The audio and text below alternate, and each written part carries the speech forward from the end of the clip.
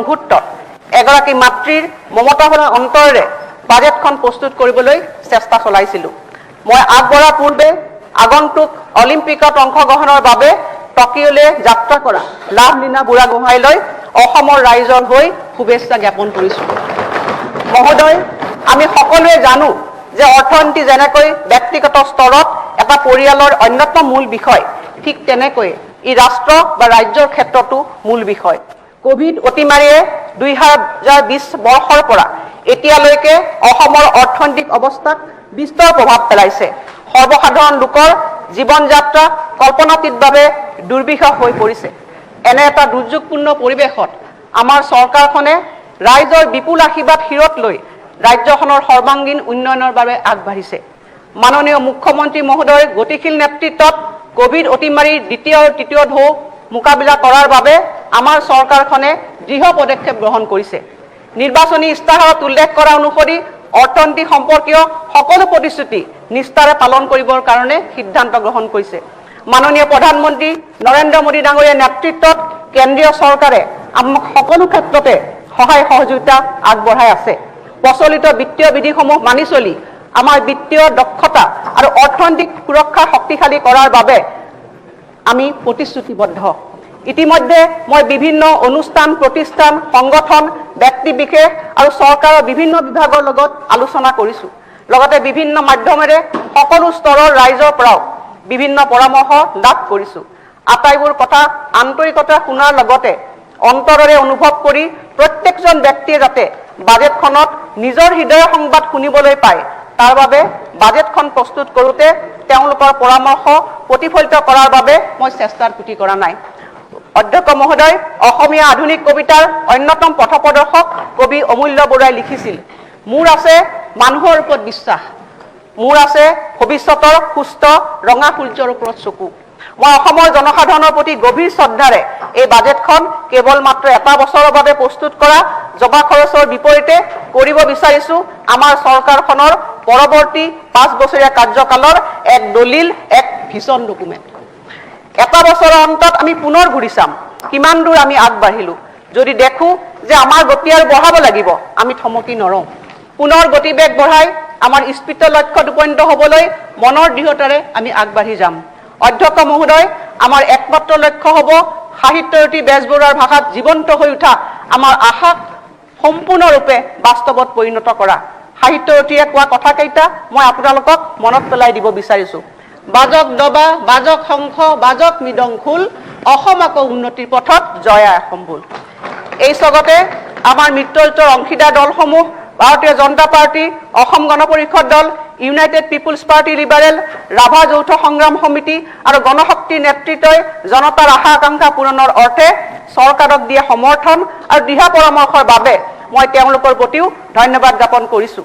মই বিৰোধী আসনত বহি থকা মোৰ সতীৰ্থসকলৰ পৰাও সকলো প্ৰকাৰৰ সহায় সহযোগিতা মই কামনা কৰিছোঁ।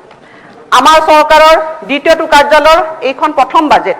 বিগত বিধানসভা নিৰ্বাচনৰ আগেয়ে এটা বিস্তৃত লক্ষ্য লৈ আত্মনিৰ্ভৰ অসমৰ বাবে আমি প্ৰস্তুত কৰিছিলোঁ এখন সংকল্প পত্ৰ। এই সংকল্প পত্ৰত উল্লেখ কৰা আটাইবোৰ বিষয়কে আমাৰ এইখন বাজেটত আমি নিশ্চয় সামৰিব পৰা নাই, কিন্তু এই সংকল্প পত্ৰৰ প্ৰতিটো বিষয়ৰ প্ৰতি অধ্যক্ষ মহোদয় আমি সমৰ্পিত থাকিম আৰু 5 বছৰীয়া কাৰ্যকালৰ ভিতৰত সেইসমূহৰ ৰূপায়ণৰ বাবে আমি সততাৰে প্ৰচেষ্টা গ্ৰহণ কৰিম। অধ্যক্ষ মহোদয়, অসম আৰু উত্তৰ পূৰ্বাঞ্চল এতিয়া বিশেষ গুৰুত্বপ্ৰাপ্ত এটা অঞ্চল। পূৰ্বতে অঞ্চলটোত এনে গুৰুত্ব পোৱা নাছিল আৰু আমাৰ মাননীয় প্ৰধানমন্ত্ৰী শ্ৰীযুত নৰেন্দ্ৰ মোদী ডাঙৰীয়াৰ আশীৰ্বাদৰ বাবে এই নজিৰবিহীন গুৰুত্ব লাভ কৰাটো সম্ভৱ হৈ উঠিছে। অসম আৰু উত্তৰ পূৰ্বাঞ্চলৰ ৰাজ্যকেইখনলৈ আগবঢ়োৱা সকলো প্ৰকাৰৰ সহায় সহযোগিতাৰ বাবে আমি আমাৰ মাননীয় প্ৰধানমন্ত্ৰীৰ ওচৰত কৃতজ্ঞ। আমি আমাৰ মাননীয় কেন্দ্ৰীয় গৃহমন্ত্ৰী ডাঙৰীয়াৰ প্ৰতিও কৃতজ্ঞ। আমি সকলোৱে জানো যে অঞ্চলটোত শান্তি অবিহনে উন্নয়নমূলক কাম কাজ সম্ভৱ নহয়। এক দূৰদৃষ্টি সম্পন্ন দৃষ্টিভংগীৰে আমাৰ মাননীয় কেন্দ্ৰীয় গৃহমন্ত্ৰী শ্ৰী অমিত শ্বাহ ডাঙৰীয়াই এখন শান্তিপূৰ্ণ উত্তৰ পূব ভাৰতৰ বাবে অক্লান্তভাৱে কাম কৰি আহিছে আৰু অঞ্চলটোৰ সৰ্বাংগীন উন্নয়ন নিশ্চিত কৰিছে। মই এতিয়া আপোনালোকক কোভিড আৰু অৰ্থনীতিৰ বিষয়ে কিছু ক'বলৈ আগবাঢ়িছোঁ।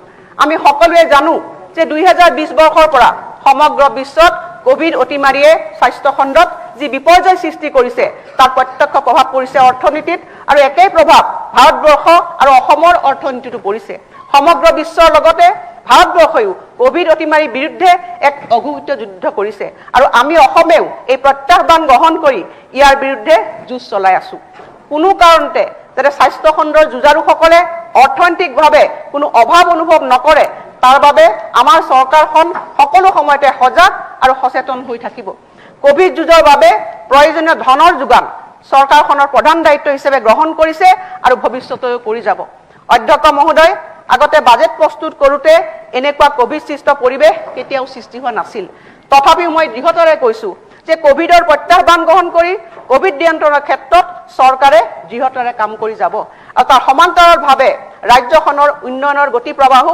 ক্ষিপ্ৰতাৰে আগবঢ়াই লৈ যাব কোভিড নিয়ন্ত্ৰণৰ ক্ষেত্ৰত ব্যয় হোৱা ধনৰ অভাৱ চৰকাৰে হ'বলৈ দিয়া নাই কোভিড প্ৰতিষেধকৰ টিকাকৰণক এক জন আন্দোলনলৈ পৰিৱৰ্তন কৰিবলৈ চেষ্টা চলাইছিল যাৰ অন্তৰত আছিল জন অংশীদাৰিত্ব ই মুখ্যমন্ত্ৰী ডাঙৰীয়াৰ এক বিনম্ৰ প্ৰয়াস আছিল তেখেতৰ আহ্বানৰ প্ৰতি অভূতপূৰ্ব সঁহাৰি জনাই অসমৰ জনসাধাৰণ বিভিন্ন অনুষ্ঠান প্ৰতিষ্ঠানে মুক্ত হস্তে দান বৰণি আগবঢ়াই যি সহৃদয়তা প্ৰকাশ কৰিছে তাৰ বাবে তেওঁলোকক এই স্বাগতে মই হৃদয় নিৰ্ভীত কোণৰ পৰা চৰকাৰৰ হৈ কৃতজ্ঞতা জ্ঞাপন কৰিছো বৰ্তমানৰ অতিমাৰী সময়ত দিনে নিশাই সেৱা আগবঢ়াই থকা আমাৰ হেজাৰ হেজাৰ চিকিৎসক নাৰ্ছ পেৰামেডিকেলছ লেবৰেটৰী টেকনিচিয়ান এম্বুলেন্সৰ চালক আশা কৰ্মী আৰু অন্যান্য সকলৰ যদি মই শলাগ নলওঁ আৰু প্ৰশংসা নকৰোঁ তেন্তে মোৰ কৰ্তব্য পালনত ব্যৰ্থ হ'ব বুলি ভাবিব লাগিব মই সকলোকে মোৰ কৃতজ্ঞতা জ্ঞাপন কৰিছোঁ ৰাজ্যৰ বিত্তীয় অৱস্থাৰ কথা অধ্যক্ষ মহোদয় চমুকে কিছুমান প্ৰতিফলন কৰিব বিচাৰিছোঁ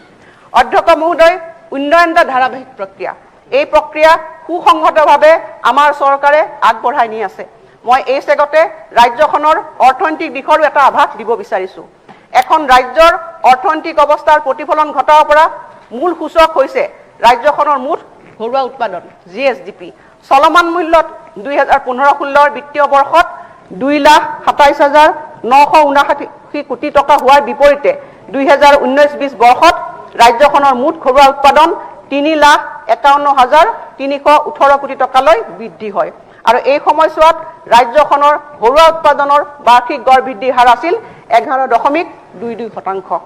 আনহাতে স্থিৰ মূল্যত ৰাজ্যখনৰ ঘৰুৱা উৎপাদন 2015-16 বিত্তীয় বৰ্ষত 1,91,109 কোটি টকা হোৱাৰ বিপৰীতে 2019-20 বৰ্ষত 2,48,796 কোটি টকালৈ বৃদ্ধি পায় আৰু এই সময়ছোৱাত স্থিৰ মূল্যত ৰাজ্যখনৰ ঘৰুৱা উৎপাদনৰ হাৰ হ'ল 7.55%। আমি যদি বাজেটত পুঁজিৰ আবণ্টনৰ বিষয়ে লক্ষ্য কৰোঁ তেন্তে দেখা পাম যে ইয়ে পুঁজিৰ আবণ্টন আৰু ব্যয়ৰ বিষয়টো প্ৰতিফলিত কৰে আৰু এইটোও দেখা যায় যে যোৱা 4টা বছৰত অতি সুচিন্তিতভাৱে বাজেট প্ৰস্তুত কৰা হৈছিল যাৰ ফলত সঠিক ৰাজহুৱা ব্যয় সম্ভৱ হৈছিল মই ইয়াত এখন তালিকা অন্তৰ্ভুক্ত কৰিছোঁ অধ্যক্ষ মহোদয় যি 2015-16 পৰা 2019-20 লৈকে আমাৰ বাজেটত ধৰা ধাৰ্য মূল্য আৰু ব্যয় আৰু শতাংশসমূহে ইয়াত প্ৰতিফলিত কৰিছে যে 2015-16 বৰ্ষত আমি বাজেটত 66,142.17 কোটি টকা আমি ধাৰ্য কৰিছিলোঁ আৰু 2016-17ত 78,253.36 কোটি টকা 17-18ত 85,922.69 কোটি টকা 18-19ত 90,269.92 কোটি টকা আৰু 19-20ত 99,818.91 কোটি টকা ইতিমধ্যে ব্যয়ৰ ক্ষেত্ৰতো আপুনি চাব অধ্যক্ষ মহোদয় 15-16ত 41,931.32 কোটি টকা 16-17ত 57,406.81 কোটি টকা 17-18ত 85,386.45 কোটি টকা 18-19 বৰ্ষত 71,850.51 কোটি টকা আৰু 19-20ত বাঢ়ি গৈ 82,488.12 কোটি টকা এটা শতাংশৰ বাজেট ব্যয়ৰ কথা যদি আমি চাওঁ 15-16ত 63.40%, 16-17ত 73.36%, 17-18ত 76.10%, 18-19ত 79.60% আৰু 19-20ত বাঢ়ি গৈ 82.97%। গতিকে মন কৰিব লগা যে বিগত বছৰবিলাকত বিশ্ব অৰ্থনীতিৰ বিবৰ্ণ দৃশ্যপট সত্ত্বেও অকল সম্পদে নহয় ব্যয়ও বৃদ্ধি পাইছে। গতিকে কেন্দ্ৰীয় বিত্তমন্ত্ৰী শ্ৰীমতী নিৰ্মলা সীতাৰামন ডাঙৰীয়ানীক তেখেতৰ সমৰ্থন আৰু সদয় ভংগীৰ বাবে আমাৰ কৃতজ্ঞতা জ্ঞাপন কৰিছোঁ।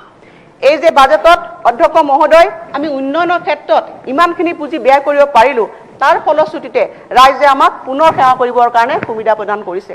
লগতে 2015-16 বিত্তীয় বৰ্ষৰ তুলনাত 2019-20 বিত্তীয় বৰ্ষত প্ৰায় বাজেটত আমি দুগুণকৈ ব্যয় কৰিলোঁ আৰু সুস্থিৰ বিত্তীয় ব্যৱস্থালৈ ৰাজ্যখনক ঘূৰাই আনিলোঁ। মই তুলনামূলকভাৱে পৰিসংখ্যাটো এইকাৰণে উপস্থাপন কৰিছোঁ কিয়নো নিজস্ব ৰাজহ সংগ্ৰহ ব্যৱস্থাটো শক্তিশালী কৰাটো এখন চৰকাৰৰ প্ৰধান কৰ্তব্য, আৰু যদি আমি সম্পদ আহৰণ কৰিব নোৱাৰোঁ তেতিয়াহ'লে আমি বাজেটত ব্যয় কৰাটো অসম্ভৱ হৈ পৰে। অধ্যক্ষ মহোদয় 2016 চনত আমাৰ চৰকাৰখনে প্ৰথমখন বাজেট দাখিল কৰিছিল। তেতিয়া বাজেটখনত চৰকাৰখনৰ নীতি আৰু ৰূপৰেখাসমূহ প্ৰতিফলিত হৈছিল। আমাৰ সুশাসনৰ আৰ্হিটোৰ 4টা স্তম্ভ চিনাক্ত কৰা হৈছিল, আৰু সেই স্তম্ভ 4টা আছিল অধ্যক্ষ মহোদয় ব্যক্তি জীৱনৰ সততা, ৰাজনৈতিক অন্তৰ্ভুক্তিকৰণ, পলিটিকেল ইনক্লুচিভনেছ, প্ৰশাসনিক ন্যায্যতা আৰু জনঅংশীদাৰিত্ব। পণ্ডিত দীনদয়াল উপাধ্যায়ৰ একান্ত মানৱতাবাদ আৰু স্বামী বিবেকানন্দই আগবঢ়োৱা মানৱ সম্পদ সৃষ্টি আৰু ৰাষ্ট্ৰ নিৰ্মাণৰ তুৰ্য নিনাদৰ আদৰ্শৰ পৰা অনুপ্ৰেৰণা আহৰণ কৰা হৈছিল। আমাৰ মাননীয় মুখ্যমন্ত্ৰী শৰ্মা ডাঙৰীয়াই এই মন্ত্ৰকেই মূলতঃ সাৰোগত কৰি ৰাইজক সেৱা কৰি যাব বিচাৰিছে।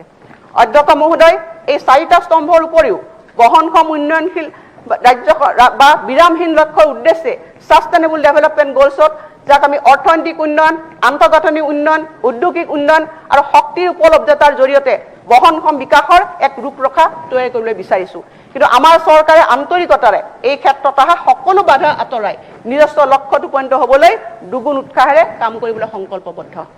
মাননীয় প্ৰধানমন্ত্ৰী নৰেন্দ্ৰ মোদী ডাঙৰীয়াই 2015 চনৰ 25 ছেপ্টেম্বৰত অনুষ্ঠিত হোৱা ৰাষ্ট্ৰসংঘৰ বহনক্ষম উন্নয়নৰ শীৰ্ষ সন্মিলনত বহনক্ষম উন্নয়নৰ প্ৰতি ভাৰতৰ প্ৰতিশ্ৰুতিবদ্ধতাৰ কথা দোহাৰিছে। অধ্যক্ষ মহোদয়, আমাৰ চৰকাৰখনে বিগত কাৰ্যকালত প্ৰশাসনক ৰাইজৰ ওচৰ চপাই নিবলৈ পাৰ্যমানে চেষ্টা চলাইছিল। তাৰ বাবে বহুতো আঁচনি গ্ৰহণ কৰা হৈছিল, যিবোৰ আঁচনিয়ে সমাজৰ সকলো স্তৰৰ জনসাধাৰণক চুবলৈ সক্ষম হৈছিল। মই তেনে কিছু আঁচনিৰ যোৱা চৰকাৰখনে প্ৰৱৰ্তন কৰা আঁচনিসমূহৰ এটি চমু আলোকপাত কৰিবলৈ বিচাৰিছোঁ। ইয়াৰ কিছু সংখ্যক আঁচনি এইখন বাজেটত আমি নতুন ৰূপত অন্তৰ্ভুক্ত কৰিম। এই আঁচনিসমূহৰ আন এটা দিশ হৈছিল বিকাশ আৰু উন্নয়নৰ ভেটি সুদৃঢ় কৰি তোলা আৰু লগতে অসমৰ ৰাইজৰ বাবে সামাজিক সমতা আৰু ন্যায় নিশ্চিত কৰা। তাৰে এখন আঁচনি হৈছে অধ্যক্ষ মহোদয় অন্ন যোজনা আৰু শ্ৰমিক কল্যাণ। এই আঁচনিৰ জৰিয়তে অসমত ৰাষ্ট্ৰীয় খাদ্য সুৰক্ষা আইনৰ অধীনত সকলো হিতাধিকাৰীলৈ ANNA অন্ন আঁচনিৰ জৰিয়তে অসম চৰকাৰে বিনামূলীয়া চাউল যোগান ধৰি আছে। ইয়াৰ বাবে বাৰ্ষিক 489 কোটি টকা ব্যয় কৰা হৈছে। সমাজৰ সকলো দুৰ্বল শ্ৰেণীৰ লোকলৈ খাদ্য নিৰাপত্তা সুনিশ্চিতকৰণৰ কাৰণে ই হৈছে এক অতি গুৰুত্বপূৰ্ণ সিদ্ধান্ত। এই আঁচনিৰ অধীনত চাহ বাগানৰ এলেকাৰ প্ৰায় 6,86,000 পৰিয়ালক সামৰি মুঠ 58,93,000টা পৰিয়ালক সামৰি লোৱা হৈছে। ইয়াৰ লগতে চাহ বাগিচাত কৰ্মৰত নিয়মীয়া আৰু অস্থায়ী মহিলা শ্ৰমিকসকলে গৰ্ভধাৰণ আৰু প্ৰসৱকালীন সময়ত মজুৰিৰ ক্ষতিপূৰণ হিচাপে আমাৰ চৰকাৰে 12,000 টকাকৈ আগবঢ়াইছে। এই আঁচনিখনে নৱজাতক আৰু প্ৰসূতিৰ মৃত্যুৰ হাৰ ৰোধ কৰাত সহায় কৰাৰ লগতে উভয়ৰে পুষ্টি সাধন কৰাত বৰঙণি যোগাইছে। চাহ জনগোষ্ঠীৰ শিক্ষাৰ্থীৰ উচ্চ শিক্ষাৰ অৰ্থেও আঁচনি গ্ৰহণ কৰা হৈছে। চাহ বাগিচা অঞ্চলৰ শৈক্ষিক বিকাশৰ বাবেও ব্যৱস্থা গ্ৰহণ কৰা হৈছে আৰু ইতিমধ্যে 102খন বিদ্যালয় স্থাপন কৰা হৈছে আৰু এই বিদ্যালয়বিলাকৰ বহুতৰে আন্তঃগাঁথনি নিৰ্মাণ হৈ উঠিছে আৰু এই বিদ্যালয়সমূহ মুকলি হ'লে শিক্ষাৰ ক্ষেত্ৰত থকা প্ৰতিবন্ধকতা আঁতৰোৱাত ই এক নিৰ্ণায়ক ভূমিকা গ্ৰহণ কৰিব। যোৱা সময়ছোৱাত অনগ্ৰসৰ অঞ্চলত অৱস্থিত 800খন চাহ বাগিচাৰ প্ৰতিখনৰ লেবাৰ লাইনৰ পথ নিৰ্মাণ কৰিবৰ কাৰণে 1 কোটি টকাকৈ ব্যৱহাৰ কৰা হৈছিল। ফলস্বৰূপে এই অনগ্ৰসৰ অঞ্চলবিলাকলৈ এক শুভ পৰিৱৰ্তন আহিছে। চাহ শ্ৰমিকসকলে যাতে অৱসৰৰ পাছত পাবলগীয়া ভাত্তা নিয়মীয়াকৈ পায় তাৰ বাবে অসম ভাত্তা আঁচনি প্ৰৱৰ্তন কৰা হৈছে। ফলস্বৰূপে এজন শ্ৰমিকে গড়ে 50,000 টকা অৱসৰ ভাত্তা হিচাপে পাবলৈ সক্ষম হ'ব। অধ্যক্ষ মহোদয়, অৰুণোদয় আঁচনিৰ কথা আমি সকলোৱে জানো। মই অসম বিধানসভাত 5টা কাৰ্যকাল ধৰি প্ৰতিনিধি হৈ আছোঁ। এটা কথা আত্মপত্যৰে ক'ব পাৰোঁ যে এতিয়ালৈকে ঘোষণা কৰা সকলো আঁচনিৰ ভিতৰত অৰুণোদয় হৈছে এখন শক্তিশালী আঁচনি, যিখন আঁচনিয়ে আত্মনিৰ্ভৰশীলতা, আত্মবিশ্বাস আৰু বলিষ্ঠ লক্ষ্যৰে অসমক আগুৱাই লৈ যাব। যোৱা দশকবোৰত দৰিদ্ৰতা নিৰ্মূলৰ বাবে বিভিন্ন আঁচনি গ্ৰহণ কৰা হৈছিল, কিন্তু দুৰ্ভাগ্যৰ কথা যে এই আঁচনিৰ দ্বাৰা দৰিদ্ৰ লোকসকল সৰ্বাংগীনভাৱে উপকৃত হোৱা দেখা নগ'ল।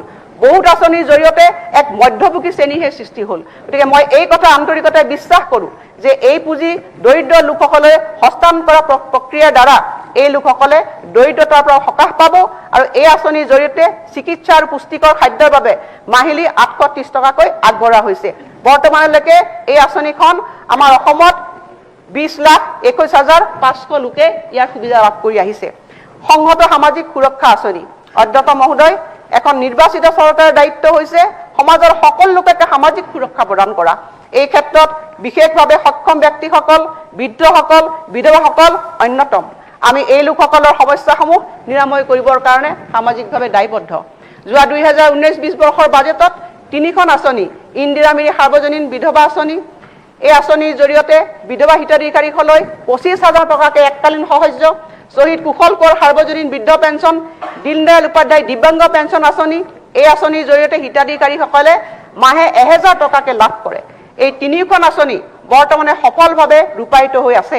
আজি শ্বহীদ কুশল কোঁৱৰ সাৰ্বজনীন বৃদ্ধ পেঞ্চন আঁচনিত 13,24,089 গৰাকী, ইন্দিৰা মিৰি সাৰ্বজনীন বিধৱা পেঞ্চন আঁচনিৰ অধীনত 1,86,139 গৰাকী আৰু দীনদয়াল উপাধ্যায় দিব্যাংগ পেঞ্চন আঁচনিৰ জৰিয়তে 1,60,612 গৰাকী হিতাধিকাৰীয়ে প্ৰতি মাহে নিজৰ নিজৰ বেংক একাউণ্টত প্ৰত্যক্ষভাৱে মাহিলী পেঞ্চন লাভ কৰি আছে।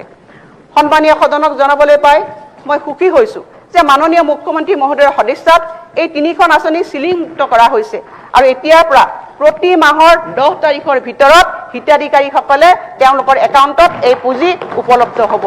লগতে কেন্দ্ৰীয় অংশ আগতীয়াকৈ মুকলি কৰি দি হিতাধিকাৰীসকলে যাতে সময়মতে লাভালাভ পায় তাৰ বাবেও আমি সিদ্ধান্ত গ্ৰহণ কৰিছোঁ। আমি লগতে এই কথাও নিশ্চিত কৰিছোঁ যে ৰাষ্ট্ৰীয় সাহায্য কাৰ্যসূচীৰ বৃদ্ধ পেঞ্চন যি 6,86,237 গৰাকী হিতাধিকাৰী, বিধৱা পেঞ্চনধাৰী 1,11,974 গৰাকী সকলোৱে প্ৰতি মাহৰ 10 তাৰিখৰ ভিতৰত বেংক একাউণ্টত তেওঁলোকৰ প্ৰাপ্য ধন লাভ কৰিব। অসম মালা অধ্যক্ষ মহোদয়, যোগাযোগ ব্যৱস্থাটো হ'ল অন্যতম এক শক্তিশালী মাধ্যম। এখন ৰাজ্যৰ অৰ্থনীতিক আগবঢ়াই লৈ যোৱাত ই প্ৰধান ভূমিকা পালন কৰে। আমাৰ ৰাজ্যৰ গৰিষ্ঠ সংখ্যক লোকৰ যোগাযোগ মাধ্যম হৈছে পথ সংযোগ ব্যৱস্থা। এই ক্ষেত্ৰত মই বিশেষভাৱে উল্লেখ কৰিব বিচাৰিছোঁ নিউ ডেভেলপমেণ্ট বেংক NDB সমৰ্থিত গুৱাহাটী উত্তৰ গুৱাহাটী দলংখন খৰতকীয়াভাৱে বৰ্তমান ই সমাপ্তিৰ পথত। এইখন দলং সম্পূৰ্ণ হ'লে এই দুইটা অঞ্চলৰে লোকৰ এক বৃহৎ অঞ্চল সামৰি উন্নয়নৰ গতিপথ আগুৱাই যাব। আমাৰ চৰকাৰে ৰাজ্যিক ঘাইপথ আৰু জিলাৰ ঘাইপথ সামৰি এক বিস্তৃত কৰ্মসূচী গ্ৰহণ কৰিছে। ইতিমধ্যে এছিয়ান ডেভেলপমেণ্ট বেংকৰ 5,000 কোটি টকাৰ অৰ্থ সাহায্যৰে আৰ্নিপ আৰু এছচিপ শীৰ্ষক দুটা বহি সাহায্য প্ৰকল্প মঞ্জুৰ হৈছে আৰু এই প্ৰকল্পৰ প্ৰাৰম্ভিক কাম কাজ আৰম্ভ হৈছে আৰু এই প্ৰকল্প সম্পূৰ্ণ হৈ উঠিলে অধ্যক্ষ মহোদয় অসমৰ গোটেই যোগাযোগ ব্যৱস্থাটোৱে এটা ৰূপ পাব। ইতিমধ্যে আমাৰ চৰকাৰখনে ৰাষ্ট্ৰীয় ঘাইপথ নেশ্যনেল হাইৱে অথৰিটি অফ ইণ্ডিয়াৰ অধীনস্থ 701.85 কিলোমিটাৰ আৰু NHIDCL অধীনস্থ 929.23 কিলোমিটাৰ পথ 4 লেনযুক্ত ৰাষ্ট্ৰীয় ঘাইপথলৈ উন্নীতকৰণ কৰিছে। সমান্তৰালভাৱে 2020-21 বৰ্ষতো নতুন ঘাইপথ নিৰ্মাণৰ বাবে পুঁজি আবণ্টিত হৈছে। মাজুলী যোৰহাট সংযোগী দলং নিৰ্মাণৰ কাম চলি আছে আৰু ইয়াৰ ফলত পৃথিৱীৰ বৃহত্তম নদী দ্বীপবাসীৰ দীৰ্ঘদিনীয়া সপোন বাস্তৱত ৰূপায়িত হোৱাৰ পথত। কোভিড অতিমাৰী নিয়ন্ত্ৰণত আমাৰ চৰকাৰৰ ভূমিকা। অধ্যক্ষ মহোদয়, 2020 চনত কোভিড অতিমাৰীয়ে বিশ্বত ত্ৰাসৰ সৃষ্টি কৰাৰ লগতে আমাৰ ৰাজ্যখনো যথেষ্ট ক্ষতিগ্ৰস্ত হৈছিল। এই অতিমাৰীৰ প্ৰভাৱে আমাৰ ৰাজ্যৰ অৰ্থনীতিত প্ৰভাৱ পেলোৱাৰ লগতে জনসাধাৰণৰ স্বাস্থ্যৰ প্ৰতিও ভাবুকি কঢ়িয়াই আনিছে। এনে প্ৰত্যাহ্বানপূৰ্ণ সময়ত দেশৰ প্ৰধানমন্ত্ৰী শ্ৰী নৰেন্দ্ৰ মোদী ডাঙৰীয়াৰ সবল নেতৃত্বত আৰু সেই সময়ৰ স্বাস্থ্যমন্ত্ৰী বৰ্তমানৰ মুখ্যমন্ত্ৰী মহোদয়ৰ সুব্যৱস্থাপনাত অন্য ৰাজ্যৰ তুলনাত কোভিডৰ প্ৰথম ঢৌ নিয়ন্ত্ৰণত অসমে সফলতা অৰ্জন কৰিলে। দুৰ্ভাগ্যজনকভাৱে 2021 চনত কোভিডৰ দ্বিতীয়টো ঢৌ আৰম্ভ হৈছে আৰু এই ঢৌ প্ৰতিহত কৰিবলৈ চৰকাৰে নেতৃত্ব বহন কৰিছে আৰু কোভিড যোদ্ধাসকলৰ লগতে চৰকাৰখনে দিনে ৰাতি একাকাৰ কৰি ৰাজ্যবাসীক এই অতিমাৰীৰ পৰা ৰক্ষা কৰিবৰ কাৰণে অহোপুৰুষাৰ্থ চেষ্টা কৰি আছে। বৰ্তমান সময়ত কোভিড চিকিৎসাৰ বাবে চৰকাৰী চিকিৎসালয়ত 20,464খন বিছনা ব্যৱহাৰ কৰি থকা হৈছে।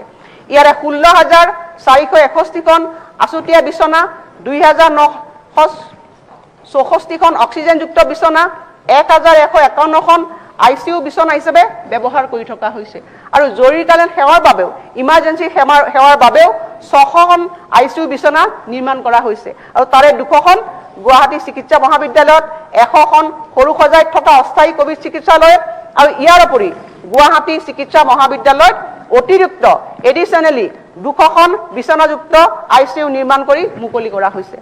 কোভিড অতিমাৰীৰ প্ৰাদুৰ্ভাৱৰ পৰা পূৰ্বে স্বাস্থ্য আন্তঃগাঁথনি বিশেষকৈ শীৰ্ষ পৰ্যায়ৰ স্বাস্থ্য সেৱাৰ সুবিধা চিকিৎসা মহাবিদ্যালয় হাস্পতালতে সীমাবদ্ধ আছিল, কিন্তু 2020 চনৰ মাৰ্চ মাহলৈকে ICU বিছনাৰ মুঠ সংখ্যা আছিল মাত্ৰ 400খন, কিন্তু ইয়াৰে 120খনহে বিছনাহে কোভিড ৰোগীৰ বাবে ব্যৱহাৰ কৰিব পৰা হৈছিল আৰু আনহাতে অক্সিজেন সংলগ্ন বিছনাৰ সংখ্যা আছিল আনুমানিক 400খন।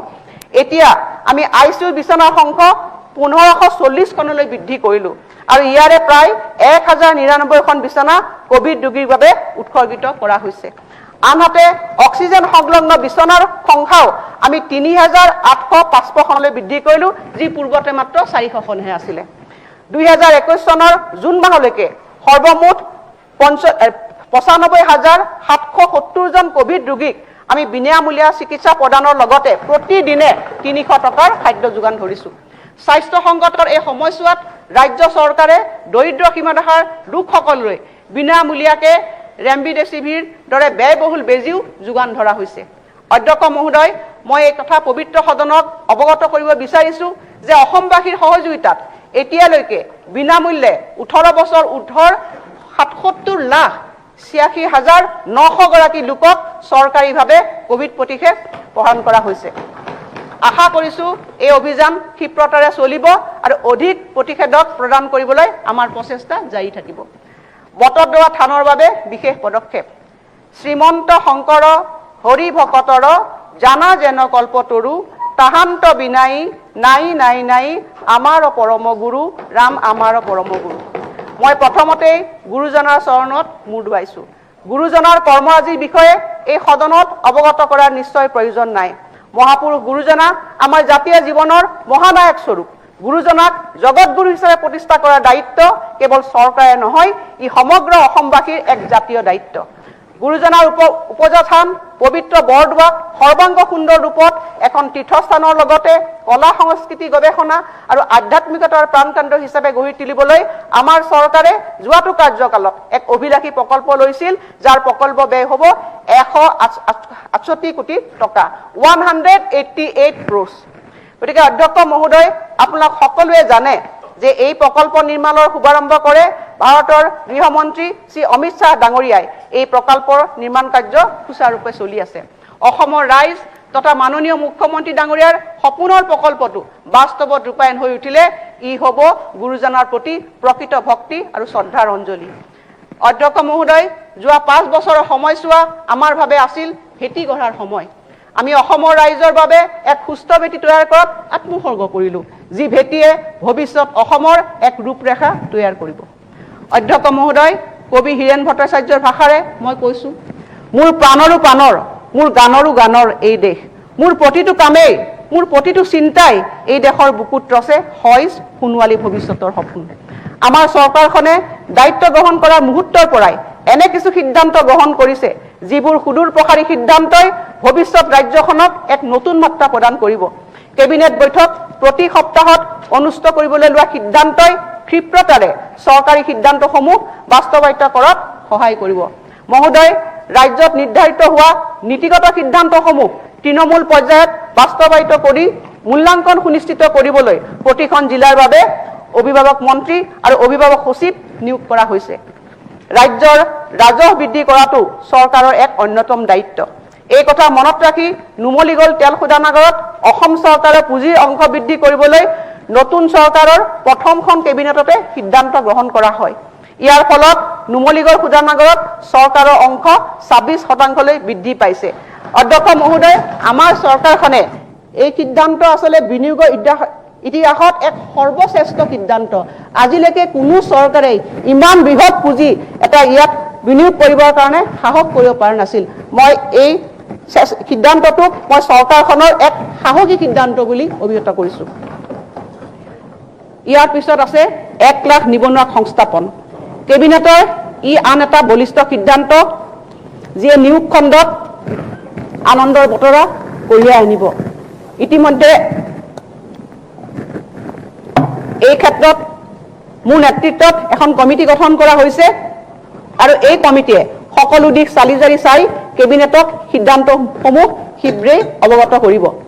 মুখ্যমন্ত্ৰী মহোদয়ে নতুনকৈ 4টা নতুন আৰক্ষী বেটেলিয়ন গঠন আৰু 4টা ফৰেনচিক গৱেষণাগাৰ স্থাপনৰ সিদ্ধান্ত গ্ৰহণ কৰিছে। তাতো বহু নতুন পদৰ সৃষ্টি হ'ব। চৰকাৰে অসম ক্ষুদ্ৰ বিত্তীয় অনুদান আৰু সকাহ আঁচনিৰ জৰিয়তে বিভিন্ন বিত্তীয় প্ৰতিষ্ঠানৰ পৰা ঋণ গ্ৰহণ কৰি ক্ষতিগ্ৰস্ত হোৱা মহিলাসকলক সকাহ দিয়াৰ উদ্দেশ্যে এক উদ্যোগ গ্ৰহণ কৰিছে।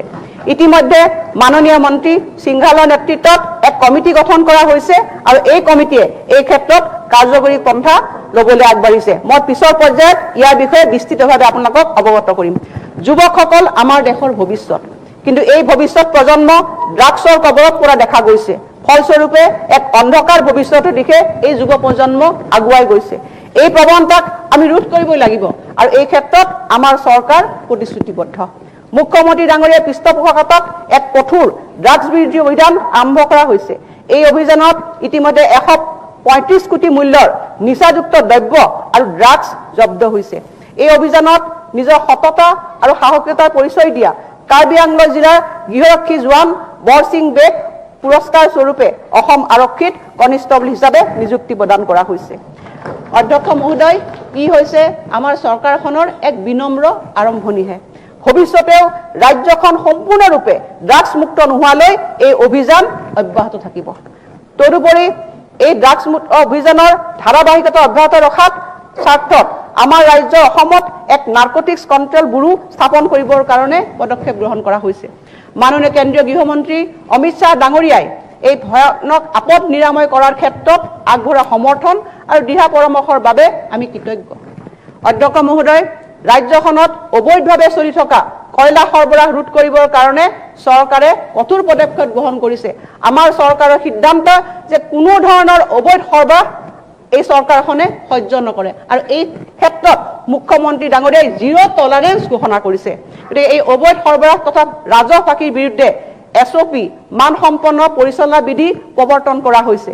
এই ব্যৱস্থাপনা ভৱিষ্যতে অবৈধ সৰবৰাহ আৰু কৰ ফাঁকি ৰোধ কৰাত সহায়ক হ'ব বুলি আশা কৰা হৈছে। অধ্যক্ষ মহোদয়, আপোনালোকে জানি ভাল পাব যে অসমৰ বিশিষ্ট ব্যক্তিসকলে আগবঢ়াই অহা সেৱাৰ স্বীকৃতি স্বৰূপে আমাৰ চৰকাৰে অসম ৰত্ন, অসম বিভূষণ, অসম ভূষণ আৰু অসম শ্ৰী নামেৰে ৰাজ্যিক সৰ্বোচ্চ অসামৰিক বঁটা সৃষ্টি কৰিছে। তদুপৰি প্ৰয়াত হোমেন বৰগোহাঞিৰ জন্মদিৱসত সাহিত্যিক পেঞ্চন, অৰ্জুন বঁটাপ্ৰাপ্ত শ্ৰী ভোগেশ্বৰ বৰুৱাৰ জন্মদিৱসত ক্ৰীড়া পেঞ্চন আৰু জ্যোতিপ্ৰসাদ আগৰৰ জন্মদিৱসত শিল্পী পেঞ্চন প্ৰদানৰ বাবে ৰাজ্যিক কেবিনেটে অনুমোদন জনাইছে। অধ্যক্ষ মহোদয়, মই সদনক জনাবলৈ পাই গৌৰৱ অনুভৱ কৰিছোঁ যে সকলো অংশীদাৰৰ লগত আলোচনা কৰাৰ পিছত ৰাজ্য চৰকাৰে চাহ বনুৱাসকলৰ দৈনিক মজুৰি 38 টকালৈ বৃদ্ধি কৰিছে। পৰৱৰ্তী সময়ত এই ক্ষেত্ৰত আমাৰ কাম কাজ অধিক আমি আগবঢ়াই লৈ যাম। মহোদয়, বড়োলেণ্ড আঞ্চলিক পৰিষদ BTCৰ অধীনত অঞ্চলবিলাকত বিভিন্ন খণ্ডৰ উন্নয়নমূলক আঁচনিসমূহ ৰূপায়ণৰ তদাৰক কৰাৰ বাবে BTCৰ জিলাসমূহৰ উপায়ুক্তসকলক দায়িত্ব অৰ্পণ কৰা হৈছে আৰু বড়োলেণ্ড এলেকাৰ বাবে এটা নতুন বিভাগ সৃষ্টি কৰাৰো সিদ্ধান্ত গ্ৰহণ কৰা হৈছে। মই আমাৰ কাম কাজসমূহৰ ওপৰত এক চমু আলোকপাত কৰিলোঁ। ভৱিষ্যতে আমি ৰাজ্যখন পৰিচালনা কৰাত অধিক দায়বদ্ধ হৈ কাম কৰি যাম। অধ্যক্ষ মহোদয়, ইয়াৰ পিছত মই আৰু গুৰুত্বপূৰ্ণ কিছু আমাৰ আঁচনিৰ বিষয়ে ক'বলৈ আগবাঢ়িছোঁ। অধ্যক্ষ মহোদয়, ইয়াৰ ভিতৰত আছে অষ্টাদশ মুকুতাৰ উন্নয়নী মালা। অধ্যক্ষ মহোদয়, যোৱা 2 দশক ধৰি মই ৰাজনীতিৰ সৈতে জড়িত হৈ আছোঁ। এই সময়ছোৱাত কেন্দ্ৰ চৰকাৰ, বিভিন্ন ৰাজ্য চৰকাৰ আৰু আমাৰ ৰাজ্য চৰকাৰৰ বহু বাজেট মই দেখি আহিছোঁ। মই অনুভৱ কৰোঁ যে ধৈৰ্যবাহী আঁচনিবোৰ কেন্দ্ৰীয় চৰকাৰৰ বাজেটৰ সমাৰ্থক। অসমত ধৈৰ্যবাহী আঁচনিৰ বিষয়ে কোনো ধাৰণাই নাছিল। ইয়াৰ আঁৰৰ কাৰণটো আছিল সুস্পষ্ট তেনে আঁচনি ঘোষণা কৰিবলৈ আমাৰ সম্পদৰো অভাৱ আছিল। অধ্যক্ষ মহোদয়, সকলোকে ডাঙৰ কথাটো আছিল যে আমাৰ সীমিত সম্পদৰে আমি কোনো ডাঙৰ প্ৰকল্প হাতত ল'ব পাৰি বুলি আমি চিন্তাই কৰিব নোৱাৰিছিলোঁ। আমাৰ মাননীয় মুখ্যমন্ত্ৰী মহোদয়ে পূৰ্বে বিত্তমন্ত্ৰী হৈ থাকোঁতে ঘোষণা কৰা অষ্টাদশ মুকুতাৰ উন্নয়নী মালা শীৰ্ষক আঁচনিসমূহ আছিল এই ক্ষেত্ৰত ৰাজ্যখনত প্ৰথম প্ৰয়াস। মহোদয়, আন্তঃগাঁথনি উন্নয়নৰ পৰা সামাজিক খণ্ডলৈ আৰু সৰ্বাধিক বিনিয়োগৰ ক্ষেত্ৰলৈকে বিভিন্ন গুৰুত্বপূৰ্ণ আঁচনি এই অষ্টাদশ মুকুতাৰ উন্নয়নী মালাত অন্তৰ্গত হৈ আছে। এই আঁচনিখনৰ ধাৰণটো স্বভাৱতে সৰল আৰু গতিশীল। এই আঁচনিসমূহ সাৱধানতাৰে চয়ন আৰু সজোৱা হৈছে। যদি পৰৱৰ্তী সময়ত ৰাজ্যৰ প্ৰয়োজনৰ পৰিপ্ৰেক্ষিতত গুৰুত্বপূৰ্ণ আঁচনিৰ প্ৰসংগ আহি পৰে, তেতিয়া পুৰণি আঁচনিসমূহ গুৰু আঁচনি বা বিভাগীয় আঁচনিলৈ মসৃণভাৱে পৰিৱৰ্তিত কৰা হয়। অধ্যক্ষ মহোদয়, অষ্টাদশ মুকুতাৰ উন্নয়নী মালা আঁচনিসমূহ সময়ৰ কষ্টিশীলত উত্তীৰ্ণ হৈছে। প্ৰতিখন আঁচনিয়ে নিজস্ব যোগ্যতাৰে গুৰুত্বপূৰ্ণ বুলি বিবেচিত হৈছে। মই এতিয়া তালিকাখনৰ প্ৰস্তাৱ আৰম্ভ কৰিবলৈ ওলাইছোঁ। অধ্যক্ষ মহোদয়, প্ৰথমতে আছে যে মাননীয় মুখ্যমন্ত্ৰীৰ কোভিড সাহায্য আঁচনি। অধ্যক্ষ মহোদয়, মোৰ ভাষণত পূৰ্বতে মই কৈছিলোঁ, মই কোভিডৰ প্ৰভাৱ আৰু ইয়াৰ ফলত মানুহে ভোগ কৰা দুখ কষ্টৰ বিষয়ে আলোকপাত কৰিছিলোঁ। অসম চৰকাৰে জনসাধাৰণৰ এই দুখ কষ্টসমূহ লাঘৱ কৰাৰ বাবে বলিষ্ঠভাৱে থিয় হোৱাৰ প্ৰতিশ্ৰুতি প্ৰদান কৰিছে। কোভিড মহামাৰীৰ সময়ত 2021 বৰ্ষৰ 13 জুলাই পৰ্যন্ত অসমত 4,888 গৰাকী ব্যক্তিৰ মৃত্যুৰ খবৰ পোৱা গৈছে। এই ঘটনা সঁচাকৈ অতি দুখদায়ক। মই এই সদনত এই কোভিডত মৃত্যু হোৱা সকলো ব্যক্তিলৈকে মোৰ তেখেতসকলৰ প্ৰতি মই শ্ৰদ্ধা জনাইছোঁ আৰু মৃতকৰ পৰিয়াললৈকো আমাৰ সমবেদনা জ্ঞাপন কৰিছোঁ। এইসকলৰ ভিতৰত 3,543 গৰাকী পুৰুষ, 1,345 গৰাকী মহিলা, আনহাতে তেওঁলোকৰ মাজৰ 56 গৰাকী 18 বছৰ বয়সৰ তলত। অসম চৰকাৰে ইতিমধ্যে কোভিড-19ৰ বাবে পিতৃ মাতৃক হেৰুওৱা শিশুসকলৰ যতনৰ বাবে মুখ্যমন্ত্ৰী শিশু সেৱা আৰু কোভিড-19ৰ বাবে স্বামীহাৰা বিধৱাসকলক সামৰি মুখ্যমন্ত্ৰীৰ কোভিড-19 বিধৱা সাহায্য আঁচনি ঘোষণা কৰিছে। আৰু এনে প্ৰতিগৰাকী বিধৱাক অলপতে মুখ্যমন্ত্ৰী ডাঙৰীয়াই নিজ হাতে 2.5 লাখকৈ চেক প্ৰদান কৰিছে।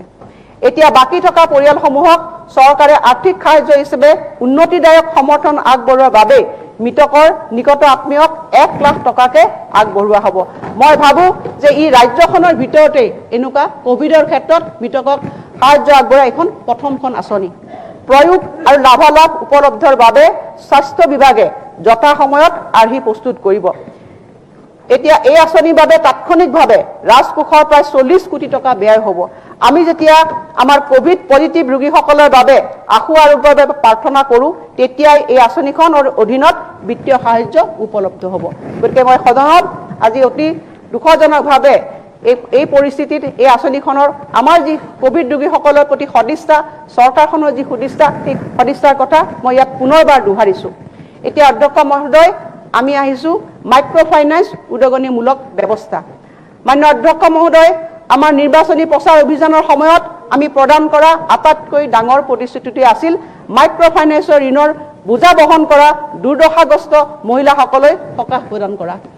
আজি অসমত মাইক্ৰ' ফাইনেন্সে প্ৰায় 26 লাখ ঋণ গ্ৰহণকাৰী লোকক মুঠ 12,500 কোটি টকাৰ ঋণ প্ৰণয়ন কৰিছে। এই ধনৰ অধিকাংশই ৰাজ্যখনৰ গ্ৰামাঞ্চলত প্ৰদান কৰা হৈছিল।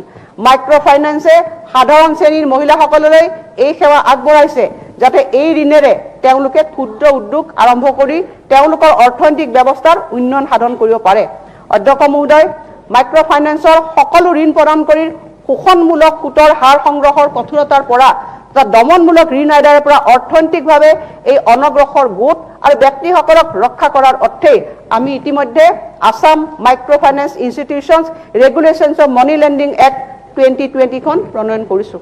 তদুপৰি যোৱা 11 মে 2021 তাৰিখে অনুষ্ঠিত হোৱা কেবিনেট বৈঠকৰ সিদ্ধান্ত অনুসৰি মাননীয় মন্ত্ৰী সিংঘালৰ অধ্যক্ষতাত এখন মাইক্ৰ' ফাইনেন্স প্ৰতিষ্ঠান সম্পৰ্কীয় কমিটি গঠন কৰা হৈছে আৰু এই কমিটিখনে এই খণ্ডটোৰ ঋণ গ্ৰহণ কৰা গ্ৰাহকসকলৰ দুখ দুৰ্দশা দূৰ কৰাৰ অৰ্থে এক কৰ্মপন্থাও যুগুত কৰিছে। এই কমিটিখনে ৰাজ্যৰ ঋণগ্ৰস্ত লোকসকলে সন্মুখীন হোৱা সমস্যা দূৰ কৰাৰ অৰ্থে ঋণ গ্ৰহণকাৰীসকলৰ বাবে কেতবোৰ উদগনিমূলক ব্যৱস্থাত অনুমোদন জনাইছে। সেই অনুসৰি মাইক্ৰ' ফাইনেন্সৰ ঋণ গ্ৰহণকাৰী লোকসকলক সকাহ দিয়াৰ অৰ্থে কেবিনেটে Assam micro' finance incentive and relief scheme 2021 নামৰ আঁচনিখনত অনুমোদন দিছে। এই আঁচনিখনৰ অধ্যক্ষ মহোদয় বৈশিষ্ট্যটো হ'ল যে লোকসকলক 3টা ভাগত শ্ৰেণীভুক্ত কৰা। শ্ৰেণী 1ৰ অধীনত নিয়মিতভাৱে ঋণ পৰিশোধ কৰি থকা গ্ৰাহকসকলক অন্তৰ্ভুক্ত কৰা হৈছে আৰু ঋণ পৰিশোধৰ ক্ষেত্ৰত তেওঁলোকে নিয়মানুবৰ্তিতা মানি চলাৰ বাবে উদগনি হিচাপে 25,000 টকাৰ এক সাহায্য প্ৰদান কৰাৰ বাবে ব্যৱস্থা গ্ৰহণ কৰা হৈছে। যিসকল গ্ৰাহকে 1ৰ পৰা 89 দিনলৈ ঋণ পৰিশোধ নকৰাকৈ আছে সেইসকল গ্ৰাহকক শ্ৰেণী 2 অধীনত অন্তৰ্ভুক্ত কৰা হৈছে আৰু এই গ্ৰাহকসকলে পৰিশোধ নকৰাকৈ থকা ধনৰাশি প্ৰদান কৰা হ'ব আৰু তাৰ পিছত এবাৰ তেওঁলোকৰ একাউণ্টসমূহ মানসম্পন্ন হিচাপে শ্ৰেণীভুক্ত হোৱাৰ পিছত আৰু সময়মতে তেওঁলোকে কিস্তিসমূহ পৰিশোধ হোৱাৰ পিছত পৰিশোধ আৰম্ভ কৰাৰ পিছত তেওঁলোকে 25,000 টকাৰ উদগনি লাভ কৰাৰ বাবে যোগ্য বিবেচিত হ'ব। যিসকল গ্ৰাহক মানসিকভাৱে চাপৰ সন্মুখীন হৈছে, সৰ্বশান্ত হৈছে আৰু যিসকল লোকৰ একাউণ্ট NPA হিচাপে পৰিগণিত হৈছে তেওঁলোকক শ্ৰেণী 3ত অন্তৰ্ভুক্ত কৰা হৈছে আৰু এই আঁচনিৰ অধীনত বিবেচিত হ'বলৈ তেওঁলোকে এখন প্ৰপত্ৰত আবেদন কৰিব লাগিব। আঁচনিখনৰ অধীনত এনেদৰে মাইক্ৰ ফাইনেন্সৰ ঋণদাতাসকল এতিয়া সম্পূৰ্ণৰূপে নিকা আচৰণ বিধি নীতি নিৰ্দেশনাৰ দ্বাৰা পৰিচালিত হ'ব। ইয়াৰ ফলত 4,000 কোটি টকাতকৈও অধিক ধন ঋণদাতাৰ পৰা প্ৰত্যক্ষভাৱে ঋণ গ্ৰহণকাৰীসকলে হস্তান্তৰ হ'ব আৰু লাখ লাখ ঋণ গ্ৰহণ কৰা লোক ইয়াৰ পৰা তাৎক্ষণিকভাৱে উপকৃত হ'ব। এই ৰেহাই প্ৰদানৰ বাবে প্ৰায় 12,000 কোটি টকাৰ প্ৰয়োজন হ'ব। ঋণ প্ৰদানকাৰী প্ৰতিষ্ঠানসমূহে নিকা আচৰণ সংহিতাৰ অধীনত ঋণ গ্ৰহণকাৰীসকললৈ লাভালাভ আগবঢ়াবলৈ ল'ব তেতিয়া পুঁজিৰ প্ৰয়োজনীয়তা কমি গৈ 12,000 কোটি টকাৰ পৰা 7,500 কোটি টকালৈ নামি আহিব আৰু মই সেই অনুসৰি বাজেটত আমি ধন ধাৰ্য কৰিছোঁ। অধ্যক্ষ মহোদয়, আমি ব্যক্তিগতভাৱেও আমি সদনৰ সকলো সদস্য আছোঁ যে আজি আমি দেখিছোঁ যে এই চৰকাৰখনে নিৰ্বাচিত চৰকাৰখনে কিন্তু প্ৰতিশ্ৰুতি পালন কৰিবৰ কাৰণে সফল হৈছে। মই ভাবোঁ যে গণতন্ত্ৰত এইবোৰ ডাঙৰ কথা যে চৰকাৰখন আজি দায়বদ্ধতা আৰু সেই দায়বদ্ধতাৰে তেওঁলোকে জনসাধাৰণক যি প্ৰতিশ্ৰুতি দিছিল সেই প্ৰতিশ্ৰুতি পূৰণ কৰিবৰ কাৰণে তেওঁলোক আগবাঢ়িছে। গতিকে মই এই সিদ্ধান্তক আজি কোভিড সৃষ্ট পৰিৱেশত এক ঐতিহাসিক সিদ্ধান্ত বুলি মই ইয়াক অভিহিত কৰিছোঁ। নিবনুৱা যুৱক যুৱতীসকলৰ সংস্থাপন। অধ্যক্ষ ডাঙৰীয়া, শিক্ষিত নিবনুৱা যুৱক যুৱতীসকলৰ সংস্থাপন হৈছে ৰাজ্যখনৰ বাবে এক অন্যতম প্ৰধান উদ্বেগৰ বিষয়। এই সমস্যাটোৰ নেতিবাচক প্ৰভাৱ হ্ৰাস কৰাৰ অৰ্থে অসমৰ মাননীয় মুখ্যমন্ত্ৰী ডাঙৰীয়া নেতৃত্বাধীন চৰকাৰখনে 2021 বৰ্ষৰ 11 মে' তাৰিখে অনুষ্ঠিত প্ৰথম কেবিনেট বৈঠকত চৰকাৰী খণ্ডত ৰাজ্যখনৰ 1 লাখ শিক্ষিত যুৱ যুৱতীক নিযুক্তি প্ৰদান প্ৰক্ৰিয়া আৰম্ভ কৰিবলৈ সিদ্ধান্ত গ্ৰহণ কৰে। এই নিযুক্তি প্ৰক্ৰিয়া ক্ষীপ্ৰ কৰাৰ অৰ্থে মোৰ অধ্যক্ষতাত এখন কমিটি গঠন কৰা হৈছে। সেই অনুসৰি বৰ্তমান সময়ত প্ৰয়োজনীয়তা থকা আৰু প্ৰয়োজনীয়তা নথকা এই দুইটা দিশে বিবেচনা কৰি মঞ্জুৰীকৃত খালী পদৰ বৰ্তমান স্থিতি সম্পৰ্কে জনাবলৈ এই কমিটিখনে সকলো প্ৰশাসনীয় বিভাগক আমি অনুৰোধ জনাইছোঁ। এতিয়ালৈকে প্ৰায় সকলো বিভাগে তেওঁলোকৰ বিভাগসমূহত থকা বৰ্তমানৰ খালী পদ সম্পৰ্কে আৰু প্ৰয়োজনীয়তা অনুসৰি নতুন পদৰ সৃষ্টি সম্পৰ্কে কমিটিক অৱগত কৰিছে আৰু প্ৰায় 1 লাখ খালী পদ তথা নতুন পদ সৃষ্টিৰ বাবে আমি প্ৰস্তাৱ লাভ কৰিছোঁ। বিভিন্ন বিভাগৰ প্ৰয়োজনীয় খালী পদ সম্পৰ্কে আমি ইয়াত এখন তালিকাও অন্তৰ্ভুক্ত কৰিছোঁ। অধ্যক্ষ মহোদয়, যথেষ্ট দীঘল এখন তালিকা, মই তালিকাখন পঢ়া নাই, মাননীয় সদস্যসকলক ইয়াত মই হাউচতে লে কৰিছোঁ। ইতিমধ্যে আমি প্ৰায় 1,93,43 আমি ইয়াত নতুন পদৰ সৈতে পূৰণ কৰিবলগীয়া মুঠ পদৰ সংখ্যা আমি ইয়াত পাইছোঁ। এইটো মাথো এক সূচক তালিকা আৰু বিভাগসমূহে দাখিল কৰা প্ৰয়োজনীয় পদৰ তালিকা আৰু আৱশ্যকীয় আৰু অনাৱশ্যকীয় পদৰ কাৰকসমূহ বিবেচনা কৰি ইয়াৰ সম্পূৰ্ণ বিশ্লেষণ কৰাৰ পিছত প্ৰকৃত সংখ্যাৰ কিছু তাৰতম্য হ'ব পাৰে। এই সমগ্ৰ প্ৰক্ৰিয়াৰ মূল উদ্দেশ্য হৈছে সমগ্ৰ প্ৰশাসনিক ব্যৱস্থাটোক কাৰ্যকুশলতা অধিক বৃদ্ধি কৰা, সেৱামুখী কৰি তোলা। খালী পদসমূহ গণনা কৰাৰ সময়ত আমাৰ নৱগঠিত জিলাসমূহ, মহকুমাসমূহ, চিকিৎসালয় আদিৰ প্ৰয়োজনীয় পদৰ বিষয়েও বিবেচনা কৰা হ'ব। মই এই বিষয়টোৰ ওপৰত অধিক গুৰুত্ব দি ক'ব বিচাৰিছোঁ যে সমগ্ৰ নিযুক্তি প্ৰক্ৰিয়াটো যথোচিত প্ৰতিনিধিত্বমূলক গাঁথনিৰে সম্পন্ন কৰাৰ উদ্দেশ্যে এখন বিধেয়ক এই সদনত অনা হ'ব। প্ৰচলিত নিযুক্তি ব্যৱস্থা অব্যাহত থাকিব যদিও নতুন পদ্ধতি আৰু ব্যৱস্থাও প্ৰৱৰ্তন কৰাৰ ব্যৱস্থা কৰা হৈছে। সমগ্ৰ প্ৰক্ৰিয়াটো সুচাৰুৰূপে পৰিচালনা কৰাৰ উদ্দেশ্যে প্ৰাসংগিক আৰোপীও প্ৰৱৰ্তনৰ বিষয়ে বিবেচনা কৰা হ'ব। মান্য অধ্যক্ষ মহোদয়, মই এই সুযোগতে এই পবিত্ৰ সদনক আশ্বাস দিব বিচাৰোঁ যে শিক্ষিত নিবনুৱা যুৱক যুৱতীসকলৰ নিযুক্তিৰ ক্ষেত্ৰত স্বচ্ছ, নিকা আৰু মসৃণভাৱে প্ৰক্ৰিয়া সুনিশ্চিত কৰিবলৈ অত্যাধিক সাৱধানতা অৱলম্বন কৰা হ'ব, যিহেতু আমি এই প্ৰক্ৰিয়া আৰম্ভ কৰিছোঁ। অধ্যক্ষ মহোদয়, ইয়াৰ ওপৰতো মই কিছু কথা আপোনালোকক অৱগত কৰিব বিচাৰিছোঁ যে এই 1 লাখ নিযুক্তি আমাৰ চৰকাৰখনৰ ই এক অতি বলিষ্ঠ সিদ্ধান্ত। অধ্যক্ষ মহোদয়, আমি কেতিয়াও বিগত সময়ছোৱা আমি সদনত যিসকল সদস্য উপস্থিত আছোঁ সেইসকলে কাহানিও শুনা নাই যে কোনোবা চৰকাৰে এবাৰতে 1 লাখ পদ পূৰণ কৰাৰ কিবা সিদ্ধান্ত গ্ৰহণ কৰিব পাৰিছে। অতি সাহসী সিদ্ধান্ত অধ্যক্ষ মহোদয়। বৰ্তমান কোভিড-সৃষ্ট পৰিৱেশ, এই পৰিৱেশতো যে চৰকাৰখনে নিবনুৱা যুৱক যুৱতীসকলক এটা স্থায়ী সমাধানৰ সূত্ৰৰ লগতে চৰকাৰখনক অধিক কৰ্মমুখী গতিশীল কৰি কৰাৰ চেষ্টা কৰিছে। গতিকে মই পুনৰবাৰ কৈছোঁ যে এই প্ৰক্ৰিয়াৰে আমি গোটেইখিনি আমি স্বচ্ছভাৱে এই কাম কাজখিনি কৰি যাম আৰু আমি আমাৰ ভৱিষ্যতৰ যুৱক যুৱতীসকলে এটা নতুন মাত্ৰা প্ৰদান কৰিবৰ কাৰণে চৰকাৰে সকলো ক্ষেত্ৰতে আমি প্ৰস্তুত থাকিম। অধ্যক্ষ মহোদয়, মই আগৰবাৰ কৈছিলোঁৱেই যে অৰুণোদয় অধ্যক্ষ মহোদয় 2020-21 বৰ্ষত আৰম্ভ কৰা অৰুণোদয় আঁচনিখন মহিলা সবলীকৰণৰ দিশত এক অন্যতম বৃহৎ পদক্ষেপ। এই আঁচনিখনে পৰিয়ালৰ প্ৰধান মহিলাগৰাকীলৈ প্ৰত্যক্ষভাৱে ধন হস্তান্তৰণৰ ক্ষেত্ৰত ই এক সফল ব্যৱস্থা হিচাপে পৰিগণিত হৈছে। এই আঁচনিখনে ৰাজ্যখনৰ মহিলাসকলৰ সবলীকৰণৰ দিশত যথেষ্ট ভূমিকা গ্ৰহণ কৰিছে। অৰুণোদয় আঁচনিখনৰ জৰিয়তে পৰিয়ালৰ মহিলা সদস্যসকলৰ স্বাস্থ্য আৰু পৰিপুষ্টিগত অভাৱ পূৰণৰ উদ্দেশ্যে তেওঁলোকলৈ মাহিলী 830 টকাকৈ আৰ্থিক সাহায্য প্ৰদানৰ ব্যৱস্থা কৰা হৈছে। প্ৰতি মাহে আজিলৈকে 20,21,500 গৰাকী হিতাধিকাৰীলৈ 167.78 কোটি টকা মোকলাই দিয়া হৈছে। মহোদয়, ক্ষেত্ৰীয় পৰ্যায়ত আঁচনিখনৰ ব্যাপক পৰ্যালোচনাৰ বাবে আমাৰ চৰকাৰে প্ৰতিটো বছৰৰ এটা মাহ অৰুণোদয় মাহ হিচাপে ঘোষণা কৰিবৰ কাৰণে সিদ্ধান্ত গ্ৰহণ কৰা হৈছে। মই সদনৰ সকলো মাননীয় সদস্যক অনুৰোধ জনাইছোঁ যে যিসকল যোগ্য হিতাধিকাৰী সেইসকলে এই আঁচনিৰ অন্তৰ্ভুক্ত হ'ব লাগে। তেনেকুৱা ধৰণৰ যদি কিবা অযোগ্য হিতাধিকাৰী থাকে সেইসকলৰ ওপৰত ব্যৱস্থা গ্ৰহণ কৰিবৰ কাৰণেও আমি ইয়াত প্ৰচেষ্টা গ্ৰহণ কৰিছোঁ, যিয়ে যোগ্যতাৰ ভিত্তিত হিতাধিকাৰীসকলৰ অন্তৰ্ভুক্তিকৰণ আৰু বহিষ্কৰণতো সহায় কৰিব। তদুপৰি তেনে অৰুণোদয় পৰিয়ালসমূহৰ সবলীকৰণৰ বাবেও হিতাধিকাৰীসকলৰ ঘৰৰ সমূহত আমি অৰুণোদয় এক লঘু আমি তাত দিবৰ কাৰণে প্ৰস্তুত কৰিছোঁ, যাতে অৰুণোদয় পৰিয়াল হিচাপে সেই পৰিয়ালটোৱে গৌৰৱ অনুভৱ কৰিব পাৰে।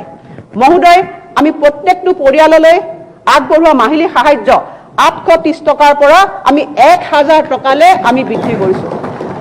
অধ্যক্ষ মহোদয়, আমাৰ মুখ্যমন্ত্ৰী ডাঙৰীয়া প্ৰতিশ্ৰুতি দিছিল যে তেখেতে এই আঁচনিখন আৰু আগবঢ়াই লৈ যাব নতুন ৰূপত। গতিকে সেইখিনি কথাও মই সদনত নিষ্ঠা সহকাৰে কৈছোঁ যে এই আঁচনিখনৰ সংবোধনৰ ক্ষেত্ৰত আমি নিশ্চিতভাৱে আগন্তুক দিনবিলাকত ব্যৱস্থা গ্ৰহণ কৰিম। অধ্যক্ষ মহোদয়, মই আৰু এটা কথা ক'বলৈ পাই ভাল পাইছোঁ যে এই আঁচনিখনত কেৱল 1000 টকা পুঁজি বৃদ্ধিয়ে নহয়, আমি এই আঁচনিৰ অধীনত 6,36,000 নতুন হিতাধিকাৰী অন্তৰ্ভুক্ত কৰিছোঁ। এতিয়া অধ্যক্ষ মহোদয়, এই কোভিড সৃষ্ট পৰিৱেশত এই আঁচনিখনত আমি সম্পূৰ্ণভাৱে আমি অসমৰ 26,57,500 পৰিয়াল ইয়াত অন্তৰ্ভুক্ত হ'ব। অধ্যক্ষ মহোদয়, আমাৰ ৰাজ্যখনৰ মুঠ পৰিয়ালৰ সংখ্যা হৈছে 65 লাখ। আজি এইখন আঁচনি মই ভাবোঁ যে এখন সৰ্ববৃহৎ আঁচনি, যিখন আঁচনিয়ে অসমৰ মুঠ পৰিয়ালৰ 40% ইয়াত অন্তৰ্ভুক্ত হ'ব।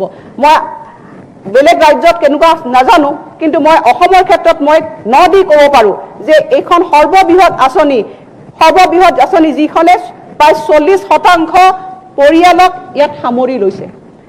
অধ্যক্ষ মহোদয়, সেইবাবে মই পুনৰ গৌৰৱেৰে কৈছোঁ যে এই বিশেষ আঁচনিখনৰ কাৰণে মই 1800 কোটি টকা এই বছৰ আমি ধাৰ্য কৰিছোঁ। অধ্যক্ষ মহোদয়, অসম মালা ইতিমধ্যে মই আগতেও এই আঁচনিখনৰ বিষয়ে চমু আভাস দিছিলোঁ। এই আঁচনিখনে আমাৰ ৰাজ্যিক ঘাইপথসমূহ গুৰুত্বপূৰ্ণ জিলাপথ এক ৰোড নেটৱৰ্ক স্পীড হাইৱে কৰিবৰ কাৰণে ধৈৰ্যবাহী অসম মালা কাৰ্যসূচী অসমত দ্ৰুতভাৱে চলি আছে। ইতিমধ্যে প্ৰায় 2,279.55 কোটি টকা ব্যয় সাপেক্ষে 262 কিলোমিটাৰ দৈৰ্ঘ্যৰ 13টা অতিৰিক্ত পথৰ কাম হাতত লোৱা হৈছে আৰু ই চলি আছে। অতিৰিক্ত গুৰুত্বপূৰ্ণ পথ পৰিকল্পনা ব্যৱস্থাধীন হৈ আছে। অসম মালাৰ অধীনত ৰূপায়ণ কৰিবলগীয়া প্ৰায় 5,556.25 কোটি টকা, মুঠ 2টা বহি সাহায্যপ্ৰাপ্ত প্ৰকল্প ক্ৰমে 250 কিলোমিটাৰৰ বাবে AIBৰ সাহায্যপ্ৰাপ্ত আৰু এছট্ৰিপৰ 313 কিলোমিটাৰৰ বাবে এডিবিৰ সাহায্য পাব আৰ্নিপৰ প্ৰকল্প যুগুতকৰণৰ কাম আগবাঢ়িছে আৰু ইয়াৰ আহৰণৰ কামো চলি আছে। চলিত বৰ্ষতে ইয়াৰ কাম কাজ আৰম্ভ হ'ব।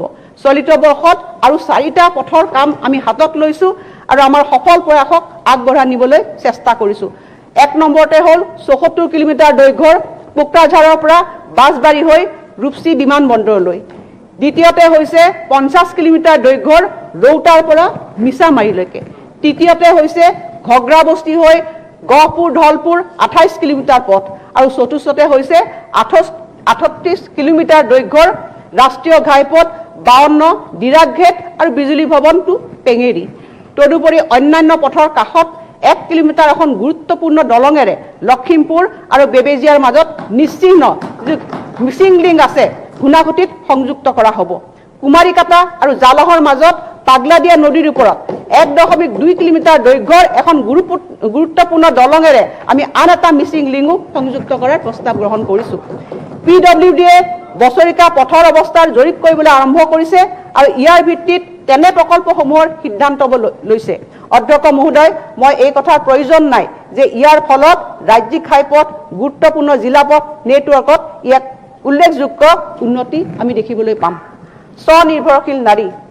অধ্যক্ষ মহোদয়, অসমৰ বয়নশৈলীৰ কলাত্মক সংবেদনশীলতা আৰু অসমীয়া সংস্কৃতি আৰু পৰম্পৰাৰ সৈতে গভীৰভাৱে জড়িত হৈ আছে। চাতে শুকুৱা মুঠিতে লুকুৱা বুলি কোৱা অসমৰ পাট কাপোৰে সমগ্ৰ বিশ্বতে বিপুল জনপ্ৰিয়তা অৰ্জন কৰিছে। চৰকাৰে আৰ্টফেল আৰু AGMৰ জৰিয়তে খিলঞ্জীয়া শিপিনীসকলৰ পৰা পোনপটীয়াকৈ হস্ততাঁত সামগ্ৰী আহৰণ কৰিবলৈ সিদ্ধান্ত গ্ৰহণ কৰিছে। হস্ততাঁত প্ৰশিক্ষণ কেন্দ্ৰ আৰু প্ৰতিষ্ঠানসমূহত শিপিনীসকলক তেওঁলোকৰ দক্ষতা বৃদ্ধিৰ বাবে মানসম্পন্ন প্ৰশিক্ষণ দিয়া হ'ব। উৎপাদিত সামগ্ৰীৰ নিৰিখ স্থিৰ কৰিবৰ কাৰণে 4 পৰা 5টা মানসম্পন্ন মাপকাঠি বেঞ্চমাৰ্কৰো ঠিক কৰা হৈছে। প্ৰথম অৱস্থাত এই আঁচনিখনে অধ্যক্ষ মহোদয় 1.23 লাখ শিপিনীক সামৰি লোৱা হ'ব। মই এই আঁচনিখনকো আমাৰ অসমৰ লাখ লাখ শিপিনীৰ চৰণত মই উৎসৰ্গা কৰিছোঁ অধ্যক্ষ মহোদয়। কাৰণ মই এই সদনত মই নিজে দেখিছোঁ অধ্যক্ষ মহোদয়, শিপিনীসকলক এমুঠি সূতা দিয়া হয়, কিন্তু শিপিনীসকল আমি আৰ্থিকভাৱে কিন্তু এইবিলাক আঁচনি গ্ৰহণ কৰি আমি আৰ্থিকভাৱে আমি স্বাৱলম্বী হ'ব পৰা নাই। মই আশা কৰিছোঁ অধ্যক্ষ মহোদয়, এই আঁচনিখনে আমাৰ শিপিনীসকলক তেওঁলোকৰ কেপাচিটি বিল্ড আপ কৰাব, তেওঁলোকক মাৰ্কেট লিংকেজ তেওঁলোকক দিব আৰু তেওঁলোকে নতুন দৃষ্টিভংগীৰে ব্যৱসায়িক ভিত্তিত কাম কৰিবলৈ তেওঁলোকে সক্ষম হ'ব। অসম আৰু অন্যান্য ৰাজ্যসমূহত আৰ্টফেড আৰু AGMC জৰিয়তে আনুষ্ঠানিক বাণিজ্য মাৰ্গৰ জৰিয়তে বিক্ৰী কৰিব পৰাকৈ এই উৎপাদিত সামগ্ৰীসকলে এটা ব্ৰেণ্ডৰ ধাৰণা আমি দিছোঁ অধ্যক্ষ। আমাক বস্তুবিলাক বিক্ৰী কৰিবলৈ হ'লে এটা সুনিৰ্দিষ্ট ব্ৰেণ্ড লাগে, যাতে আমাৰ উৎপাদিত সামগ্ৰীবিলাক তেওঁলোকে প্ৰডিউচ কৰা সামগ্ৰীবিলাক যাতে ব্ৰেণ্ডৰ জৰিয়তে যাতে আমি বিক্ৰী কৰিব পাৰোঁ, এই আঁচনিত তাতো ইয়াত অন্তৰ্ভুক্ত হৈ আছে। ৰাজ্যখনৰ বাহিৰত থকা সকলোবোৰ অসম ভ্ৰমণত গুৰুত্বপূৰ্ণ বিমানবন্দৰসমূহত আৰু বিক্ৰী কেন্দ্ৰবিলাক খোলা হ'ব। ৰাষ্ট্ৰীয় আৰু আন্তঃৰাষ্ট্ৰীয় বজাৰত বৃদ্ধি কৰিবলৈ হ'লে বাণিজ্যিক পৰ্টেল আৰু এপ্লিকেশ্যন উত্থাপন কৰা হ'ব। লগতে হস্ততাঁত পৰ্যটনৰ প্ৰসাৰ ঘটোৱা হ'ব, যি যুৱক যুৱতীসকলক নিয়োগৰ সুযোগ প্ৰদান কৰি এক অতিৰিক্ত ব্যৱসায় বাণিজ্য মাৰ্গ হৈ উঠিব। আৰু লগতে অধ্যক্ষ মহোদয়, আমাৰ অসমৰ শিপিনীসকলে গামোচা বয়, আমাৰ বিভিন্ন শিপিনীসকলে আমি আৰণাই বয়। গতিকে আমাৰ অসমখনত আজি আমি এই শিপিনীসকলক আমি আগবঢ়াই নিবই লাগিব। আৰু সেইকাৰণে এই আঁচনিখনৰ জৰিয়তে অধ্যক্ষ মহোদয়, আমাৰ ৰাজ্যখনত আমাৰ নিবনুৱা শিপিনীসকলে আমাৰ অৰ্থনৈতিকভাৱে আমি লাভান্বিত হ'ম আৰু লগতে নিবনুৱা আমাৰ যিসকল যুৱতী আছে, মহিলাসকল আছে, আইসকল আছে, অৰ্থনৈতিকভাৱে তেওঁলোক সমৃদ্ধিশালী হ'বৰ কাৰণে তেওঁলোকে সক্ষম হ'ব। ইয়াৰ বাবে অধ্যক্ষ মহোদয়, মই বাজেটত 100 কোটি টকা পুঁজি ধাৰ্য কৰিছোঁ আৰু এইটো কথা পুনৰবাৰ দোহাৰিছোঁ অধ্যক্ষ মহোদয়, ইয়াৰ বাবে ভৱিষ্যতে যিমান পুঁজিৰ প্ৰয়োজন হ'ব সকলো পুঁজি এই আঁচনিত আমি দিবলৈ চেষ্টা কৰিম।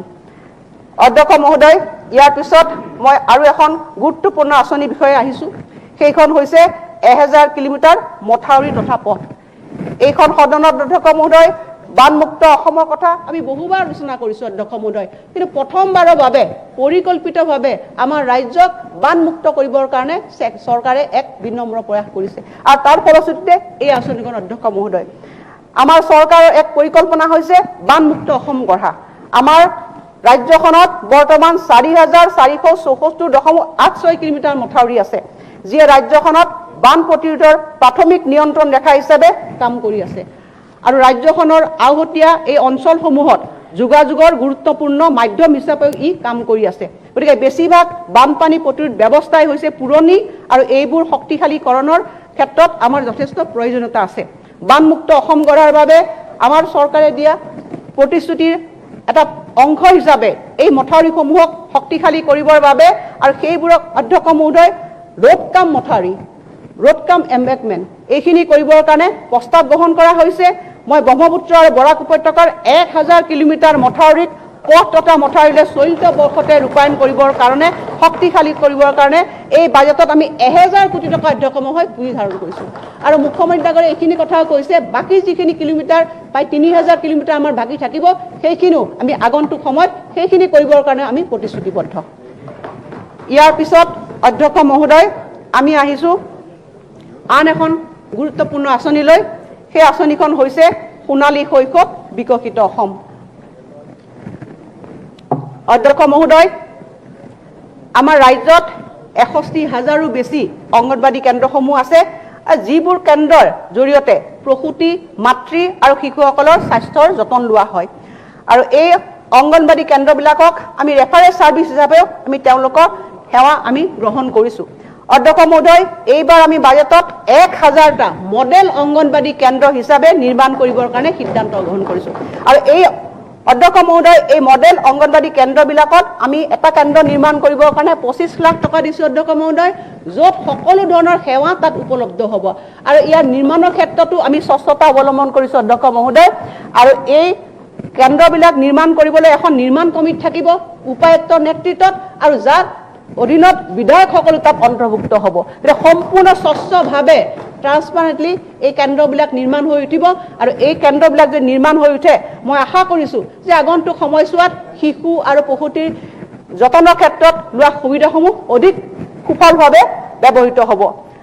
অধ্যক্ষ মহোদয়, একোটা অংগনবাদী কেন্দ্ৰৰ নিৰ্মাণৰ ক্ষেত্ৰত মই কৈছোঁৱেই, আৰু আমাৰ সিদ্ধান্ত হৈছে আমি আগন্তুক সময়ছোৱা আমাৰ ৰাজ্যখনত নতুনকৈ 10,000টা এনে অংগনবাদী কেন্দ্ৰ নিৰ্মাণৰ আমি লক্ষ্য কৰিছোঁ। আৰু ইতিমধ্যে প্ৰয়োজনীয়ভাৱে আমি তাৰ সিদ্ধান্তসমূহ বা পুঁজিসমূহ আমি আগবঢ়াই লৈ যাম। আমি অংগনবাদী কেন্দ্ৰসমূহত পুষ্টিকৰ খাদ্যৰ বাবে যি চাউল আমি ক্ৰয় কৰোঁ, অধ্যক্ষ মহোদয়, এই ক্ষেত্ৰতো আমাৰ চৰকাৰে এটা অতি বলিষ্ঠ সিদ্ধান্ত গ্ৰহণ কৰিছিল, যিটো মই এটা পাৰ্ট অফ এডমিনিষ্ট্ৰেটিভ ৰিফৰ্মছ বুলি কৈছোঁ।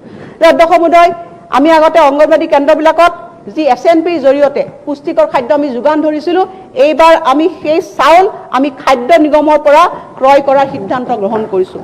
আৰু ইয়াৰ ফলস্বৰূপে যিখিনি ৰাহি পুঁজি হ'ব, সেই ৰাহি পুঁজিবোৰো এই আঁচনিখনৰ অন্য খাদ্য সামগ্ৰীত আমি তাত ব্যৱহাৰ কৰিম। গতিকে মই অংগনবাদী কেন্দ্ৰৰ কনষ্ট্ৰাকশ্যন আৰু অংগনবাদী কেন্দ্ৰবিলাকত যিবিলাক পুষ্টিকৰ আহাৰ যোগান, এই দুয়োখন আঁচনি স্বচ্ছভাৱে ৰূপায়ণ কৰাত বিশেষ গুৰুত্ব আৰোপ কৰিছোঁ। তৃতীয়তে অধ্যক্ষ মহোদয়, এক উজ্জ্বল ভৱিষ্যতৰ প্ৰয়াসেৰে প্ৰতিটো শিশুৱেই প্ৰাথমিক বিদ্যালয়ত প্ৰথম খোজ পেলায়। অংগনবাদী কেন্দ্ৰ আৰু প্ৰাথমিক বিদ্যালয়সমূহে হৈছে শিক্ষা আৰু তথ্য আহৰণ বা সজাগতা সৃষ্টিৰ প্ৰথম স্থল। চৰকাৰৰ ব্যাপক প্ৰতিষেধক প্ৰদান কাৰ্যসূচীটো এই কেন্দ্ৰসমূহে এক গুৰুত্বপূৰ্ণ ভূমিকা পালন কৰি আহিছে। কিন্তু অধ্যক্ষ মহোদয়, এই কথাষাৰো মই দুখেৰে কৈছোঁ যে আমাৰ বহুত অংগনবাদী কেন্দ্ৰত এতিয়াও বিদ্যুৎ যোগান নাই, বা বহুত আমাৰ প্ৰাথমিক বিদ্যালয়বিলাকতো বিদ্যুৎৰ যোগান নাই। আৰু সেইকাৰণে নৱপ্ৰজন্মৰ শিক্ষণ ব্যৱস্থাটো অধিক শক্তিশালী কৰিবৰ কাৰণে আজিৰ শিশু আমাৰ ভৱিষ্যতৰ নাগৰিক, সেইকাৰণে এই অংগনবাদী কেন্দ্ৰ আৰু আমাৰ স্কুলবিলাকত আমি পৰ্যাপ্ত পানী যোগান, পৰ্যাপ্ত পোহৰ আৰু বিজুলী ভাংগাৰ ব্যৱস্থাৰ কাৰণে এই বাজেটত আমি ধন ধৰিছোঁ। এতিয়ালৈকে বৈদ্যুতিকৰণ নকৰা 48,805টা অংগনবাদী কেন্দ্ৰ আৰু 13,656খন প্ৰাথমিক বিদ্যালয় বৈদ্যুতিকৰণ আমি কৰিব লাগিব। আৰু এই ক্ষেত্ৰত আমি 146 কোটি টকা আমি আবণ্টন দিছোঁ। অধ্যক্ষ মহোদয়, ইয়াৰ পিছত আৰু এখন নতুন আঁচনি সংযোগ কৰিছোঁ অন্ন যোজনা আঁচনিৰ লগত। সেইটো হৈছে অধ্যক্ষ মহোদয় অন্ন যোজনা আৰু অন্ন নিশ্চিত আঁচনি। অধ্যক্ষ মহোদয়, 2020-21 বৰ্ষৰ বাজেটত ৰাষ্ট্ৰীয় খাদ্য সুৰক্ষা আইন 2013 অধীনত সকলো হিতাধিকাৰীক বিনামূলীয়া চাউল দিয়াৰ বাবে আমি প্ৰস্তাৱ কৰিছিলোঁ। অন্ত্যোদয় অন্ন যোজনাৰ ৰেচন কাৰ্ড ধাৰকসকলে বিনামূলীয়াকৈ প্ৰতি মাহে 35 কিলোগ্ৰাম চাউল পাই আহিছে। একেদৰে অগ্ৰাধিকাৰপ্ৰাপ্ত পৰিয়াল কাৰ্ড ধাৰকসকলে প্ৰতিজন ব্যক্তিয়ে প্ৰতি মাহে 5 কিলোমিটাৰ চাউল বিনামূলীয়াকৈ পাই আহিছে। অধ্যক্ষ মহোদয়, আমি একে আন্তৰিকতাৰে এই আঁচনিখন আগবঢ়াই দিবলৈ ইচ্ছা প্ৰকাশ কৰিছোঁ। অৱশ্যে অধ্যক্ষ মহোদয়, আমি এটা কথা লক্ষ্য কৰিছোঁ যে আমাৰ সমাজৰ পৰিধিত এনে কিছুমান লোক আছে যিবিলাক অন্য যোজনাৰ পৰা বঞ্চিত হৈ আছে। আমি নিজে স্বচক্ষে আমি প্ৰত্যক্ষ কৰিছোঁ যে এনে কিছুমান লোক আছে যিসকলে ভিক্ষা মাগি তেওঁলোকৰ জীৱন নিৰ্বাহ কৰিছে, যিসকল গৃহহীন বা মানসিক বিকাৰগ্ৰস্ত, যিসকলে বস্তি এলেকাত পথৰ দাঁতিত বাস কৰে, সেই লোকসকলৰ পৰিয়ালৰ চিনাক্তকৰণ অভাৱ, তেনে লোক ৰেচন কাৰ্ডৰ তেওঁলোকৰ অভাৱ, সেই লোকসকলে এই খাদ্য সুৰক্ষা আইনৰ অধীনত সামৰি ল'ব পৰা নাই। কোভিড মহামাৰী আৰু দেশজুৰি হোৱা লকডাউনৰ সময়ছোৱাত তেওঁলোকৰ দুৰৱস্থা অধিক বৃদ্ধি পাইছিল। এই কঠিন সময়ছোৱাত বিভিন্ন স্বেচ্ছাসেৱী সংস্থা, জনহিতকাৰী সংগঠনসমূহে তেওঁলোকৰ সাহায্যৰ সৈতে স্বেচ্ছামূলকভাৱে আগবাঢ়ি অহাটো আমি প্ৰত্যেকে প্ৰত্যক্ষ কৰিছোঁ। এই জটিল সন্ধিখনত চৰকাৰৰ সৈতে হাতে হাত ধৰি থিয় হোৱা এনে সকলো ব্যক্তি আৰু স্বেচ্ছাসেৱী সংগঠনক আমি অভিবাদন জ্ঞাপন কৰিছোঁ। অৱশ্যে আমি বুজি পাওঁ যে সহায় আগবঢ়োৱাৰ ক্ষেত্ৰত এই ব্যক্তি বিশেষ আৰু স্বেচ্ছাসেৱী সংস্থাসমূহৰো সামৰ্থ্য সীমিত। সেয়েহে এইসকল নিপীড়িত অসহায় লোকক খাদ্য সুৰক্ষাৰ আওতালৈ অনাৰ কাৰণে ক্ষুধা নিবাৰণৰ উদ্দেশ্যে চৰকাৰে দৰিদ্ৰ নিশ্চিত আঁচনি এখন আৰম্ভ কৰিবৰ কাৰণে সিদ্ধান্ত গ্ৰহণ কৰিছে। অধ্যক্ষ মহোদয়, এই নতুন আঁচনিখনৰ অধীনত নগৰ অঞ্চলত বা অন্যান্য ঠাইত ৰাষ্ট্ৰীয় খাদ্য সুৰক্ষা আইন 2013ৰ পৰা বাদ পৰি যোৱা এনে সকলো শ্ৰেণীক চৰকাৰে চিনাক্তৰ বাছনি কৰিব আৰু মহোদয়, প্ৰতিষ্ঠিত স্বেচ্ছাসেৱী সংগঠনৰ জৰিয়তে অংশীদাৰিত্বত এনে সকলো শ্ৰেণীক আমি বিনামূলীয়াকৈ ৰন্ধন আহাৰ আমি যোগান ধৰিম। মহোদয়, অসম চৰকাৰে ৰাষ্ট্ৰীয় খাদ্য সুৰক্ষা আইনৰ অধীনত হিতাধিকাৰীসকলক বিতৰণ কৰা সুলভ মূল্যৰ দোকানৰ ডিলাৰৰ মাৰ্জিন প্ৰতি কুইণ্টলত 101.1 টকাৰ পৰা 143 টকালৈ বৃদ্ধি কৰি ৰাজহুৱা বিতৰণ ব্যৱস্থাটো প্ৰণালীবদ্ধভাৱে সংস্কাৰ আনিছে। তদুপৰি অসম চৰকাৰে গাঁও পঞ্চায়ত পৰ্যায়ৰ সমবায় সমিতিসমূহ, বৃহৎ পৰিমাণৰ বহুমুখী সমবায় সমিতিসমূহ, পাইকাৰী উপভোক্তা সমবায় সমিতিসমূহক উৎসাহিত কৰিবলৈ খাদ্য শস্যৰ যোগান শৃংখলা ব্যৱস্থাপনাৰ ক্ষেত্ৰত সেইসমূহৰ দ্বাৰা আগবঢ়োৱা সেৱাৰ বাবে প্ৰত্যেকখন সমবায় সমিতিসমূহক 5 লাখ টকাৰ এক বছৰীয়া অনুদান আগবঢ়াবলৈ সিদ্ধান্ত গ্ৰহণ কৰিছে। মহোদয়, অসম চৰকাৰ এক ৰাষ্ট্ৰ এক ৰেচন কাৰ্ড ৰূপায়ণৰ বাবে প্ৰতিশ্ৰুতিবদ্ধ আৰু সেই ৰেচন কাৰ্ডৰ ৰাজ্যিক আৰু আন্তঃৰাষ্ট্ৰীয় পোৰ্টেবিলিটি সক্ষম কৰাৰ বাবে এক প্ৰযুক্তিচালিত প্ৰক্ৰিয়া প্ৰদান কৰিব। এই দিশত প্ৰতিখন দোকানত electronic point of sale device স্থাপন আৰু আধাৰ লিংক কৰি ৰাষ্ট্ৰীয় খাদ্য সুৰক্ষা আইনৰ হিতাধিকাৰীসকলক সামৰি লোৱাৰ বাবে এক বৃহৎ পদক্ষেপ গ্ৰহণ কৰা হৈছে। মহোদয়, মই অন্ন যোজনাৰ বাবে এই বাজেটত 390.08 কোটি টকা ধাৰ্য কৰিছোঁ। অধ্যক্ষ মহোদয়, চাহ বাগিচাসমূহত লাখ লাখ শ্ৰমিকসকলে বসবাস কৰে আৰু আমাৰ চৰকাৰে প্ৰথমখন বাজেটৰ পৰাই চাহ বাগিচা এলেকাসমূহৰ লোকসকলৰ কল্যাণৰ উদ্দেশ্যে বিভিন্ন আঁচনিৰ মান আৰু পৰিসৰ বৃদ্ধি কৰি আহিছে। মৌলিক প্ৰয়োজন পূৰণৰ লগতে এই সম্প্ৰদায়ে এতিয়া চৰকাৰৰ পৰা অধিক আশা আকাংক্ষা পূৰণৰ প্ৰত্যাশা কৰিছে। মহোদয়, এনেধৰণৰ আশা আকাংক্ষাৰ যুক্তিযুক্ততা আছে আৰু ইয়ে আমাক অধিক দায়বদ্ধ কৰি ৰাখিছে। সেয়েহে আমি চাহ বাগিচাৰ লোকসকলৰ সামগ্ৰিক উন্নয়নৰ দিশটোক উচ্চ অগ্ৰাধিকাৰ দিছোঁ। ৰাজ্যখনক তেওঁলোকৰ জীৱনৰ মানদণ্ড উন্নত কৰিবৰ কাৰণে আমি চাহ বাগিচা অঞ্চলৰ লোকসকলৰ প্ৰতি পৰিয়ালৰ ঘৰে ঘৰে পানী যোগান, টেপ পানীৰ যোগেৰে আমি তেওঁলোকক পানী দিবৰ কাৰণে এক ব্যৱস্থা গ্ৰহণ কৰিছোঁ। মহোদয়, এই বছৰ পাইপ যোগে পানী যোগান আঁচনিয়ে 805খন চাহ বাগিচাক সামৰি ল'ব আৰু বিদ্যুতৰ অনাদায় হৈ থকা ধন পৰিশোধ আৰু কেমিকেলছ ৰাসায়নিক পদাৰ্থৰ যোগানকে ধৰি চৰকাৰে অহা 5 বছৰৰ বাবে এই আঁচনিখন কাৰ্যকৰী আৰু তদাৰক কৰিব। এই পদক্ষেপে চাহ বাগিচাত বসবাস কৰা প্ৰায় 2,69,648টা পৰিয়ালক উপকৃত কৰিব। অধ্যক্ষ মহোদয়, এইবাৰ মই আহিছোঁ কৃষি পুনৰ্জীৱিতকৰণ আঁচনিলৈ। অসমে ইয়াৰ খেতিয়কসকলক আত্মনিৰ্ভৰশীল কৰি তোলাৰ লক্ষ্য লৈছে, কিন্তু মানৱ সম্পদ, বীজ, পানী, জমাহা ইত্যাদিৰ অভাৱত এই ক্ষেত্ৰই সমস্যাই দেখা দিয়ে। সেইবাবে আমাৰ বৰ্তমানৰ কৃষি ব্যৱস্থাৰ সলনি বৈজ্ঞানিক প্ৰয়াস চলোৱাৰ প্ৰয়োজন আছে। সেয়েহে অসম চৰকাৰে এখন কৃষি আয়োগ গঠনৰ প্ৰস্তাৱ ৰাখিছে আৰু এই কৃষি আয়োগে আন্তঃৰাষ্ট্ৰীয় খাতি সমন্বয় এগৰাকী বিজ্ঞানীৰ অধীনত অসমৰ কৃষি, পশুপালন, দুগ্ধখণ্ডৰ সৈতে জড়িত বিষয়সমূহৰ ওপৰত আলোকপাত কৰিব। আয়োগে কৃষি উৎপাদন, গাখীৰ, কণী আৰু গাহৰিৰ মাংস উৎপাদনৰ ক্ষেত্ৰত অসমে যাতে আত্মনিৰ্ভৰশীলতা আহৰণ কৰিব পাৰে তাৰ অধ্যয়ন কৰিব আৰু উপায় পৰামৰ্শ দিয়াৰ লগতে আগন্তুক 5 বছৰৰ লক্ষ্যত উপনীত হ'বলৈ প্ৰতিবন্ধকসমূহ চিনাক্ত কৰি এক ৰূপৰেখা তৈয়াৰ কৰিব। অধ্যক্ষ মহোদয়, মই ভাবিছোঁ যে এই সঠিক সময়ত চৰকাৰখনৰ এক সঠিক সিদ্ধান্ত। অধ্যক্ষ মহোদয়, দুগ্ধ ব্যৱসায়ীসকলক উপকৃত কৰিব পৰাকৈ ৰাজ্য চৰকাৰে কৃত্ৰিম শুক্ৰাণু ব্যৱহাৰ কৰাৰ ব্যৱস্থা আৰম্ভ কৰাৰ প্ৰস্তাৱ লৈছে আৰু এই ব্যৱস্থাই গৰু আৰু মহৰ পামত উচ্চ জাতৰ গাই গৰু পোৱালিৰ জন্মৰ সংখ্যা বৃদ্ধি কৰিব। একেদৰে ই মতা গৰু মহৰ পোৱালিৰ সংখ্যা নিয়ন্ত্ৰণ কৰিব, কাৰণ এই পদ্ধতিৰ জৰিয়তে জন্ম হোৱা গৰু আৰু মহৰ পোৱালিৰ ভিতৰত 80 পৰা 90% ই হ'ব মাইকী পোৱালি। ই গাই গৰু পোৱালিৰ জন্মৰ ফলত ৰাজ্যখনত গাখীৰৰ বৰ্ধিত চাহিদা পূৰণত সহায়ক হ'ব। 50,000 গৰু মহৰ ওপৰত সামৰি ল'ব পৰাকৈ চলিত বছৰত দেশৰ বিভিন্ন প্ৰতিষ্ঠিত উৎসৰ পৰা উচ্চ অনুবংশিক গুণসম্পন্ন হিমায়িত 1,25,000 কৃত্ৰিম শুক্ৰাণু ক্ৰয় কৰাৰ ব্যৱস্থা গ্ৰহণ কৰা হৈছে। প্ৰথম বছৰ সময়ছোৱাত এই ব্যৱস্থা ৰূপায়ণৰ ফলত 30% গৰ্ভধাৰণ হাৰৰ জৰিয়তেও কমে 12,000 আমাৰ গাই গৰুৰ পোৱালি জন্ম হ'ব বুলি আশা কৰা হৈছে। পৰৱৰ্তী 4 বছৰত 50,000 গৰু মহৰ ওপৰত কৃত্ৰিম শুক্ৰাণু ব্যৱহাৰৰ প্ৰক্ৰিয়া অব্যাহত ৰখা হ'ব। পশুপালক আৰু দুগ্ধ উৎপাদনৰ বিকাশৰ ক্ষেত্ৰত ইয়ে উদগনি জনাব, যিয়ে আমাৰ ৰাজ্যখনৰ অৰ্থনীতিটো এক ইতিবাচক প্ৰভাৱ পেলাব। অধ্যক্ষ মহোদয়, কোভিড অতিমাৰীৰ সময়ত আমি প্ৰত্যক্ষ কৰিছোঁ যে পশুধনৰ খণ্ডই গ্ৰাম্য অৰ্থনীতিক বিশেষভাৱে সহায় কৰিছে।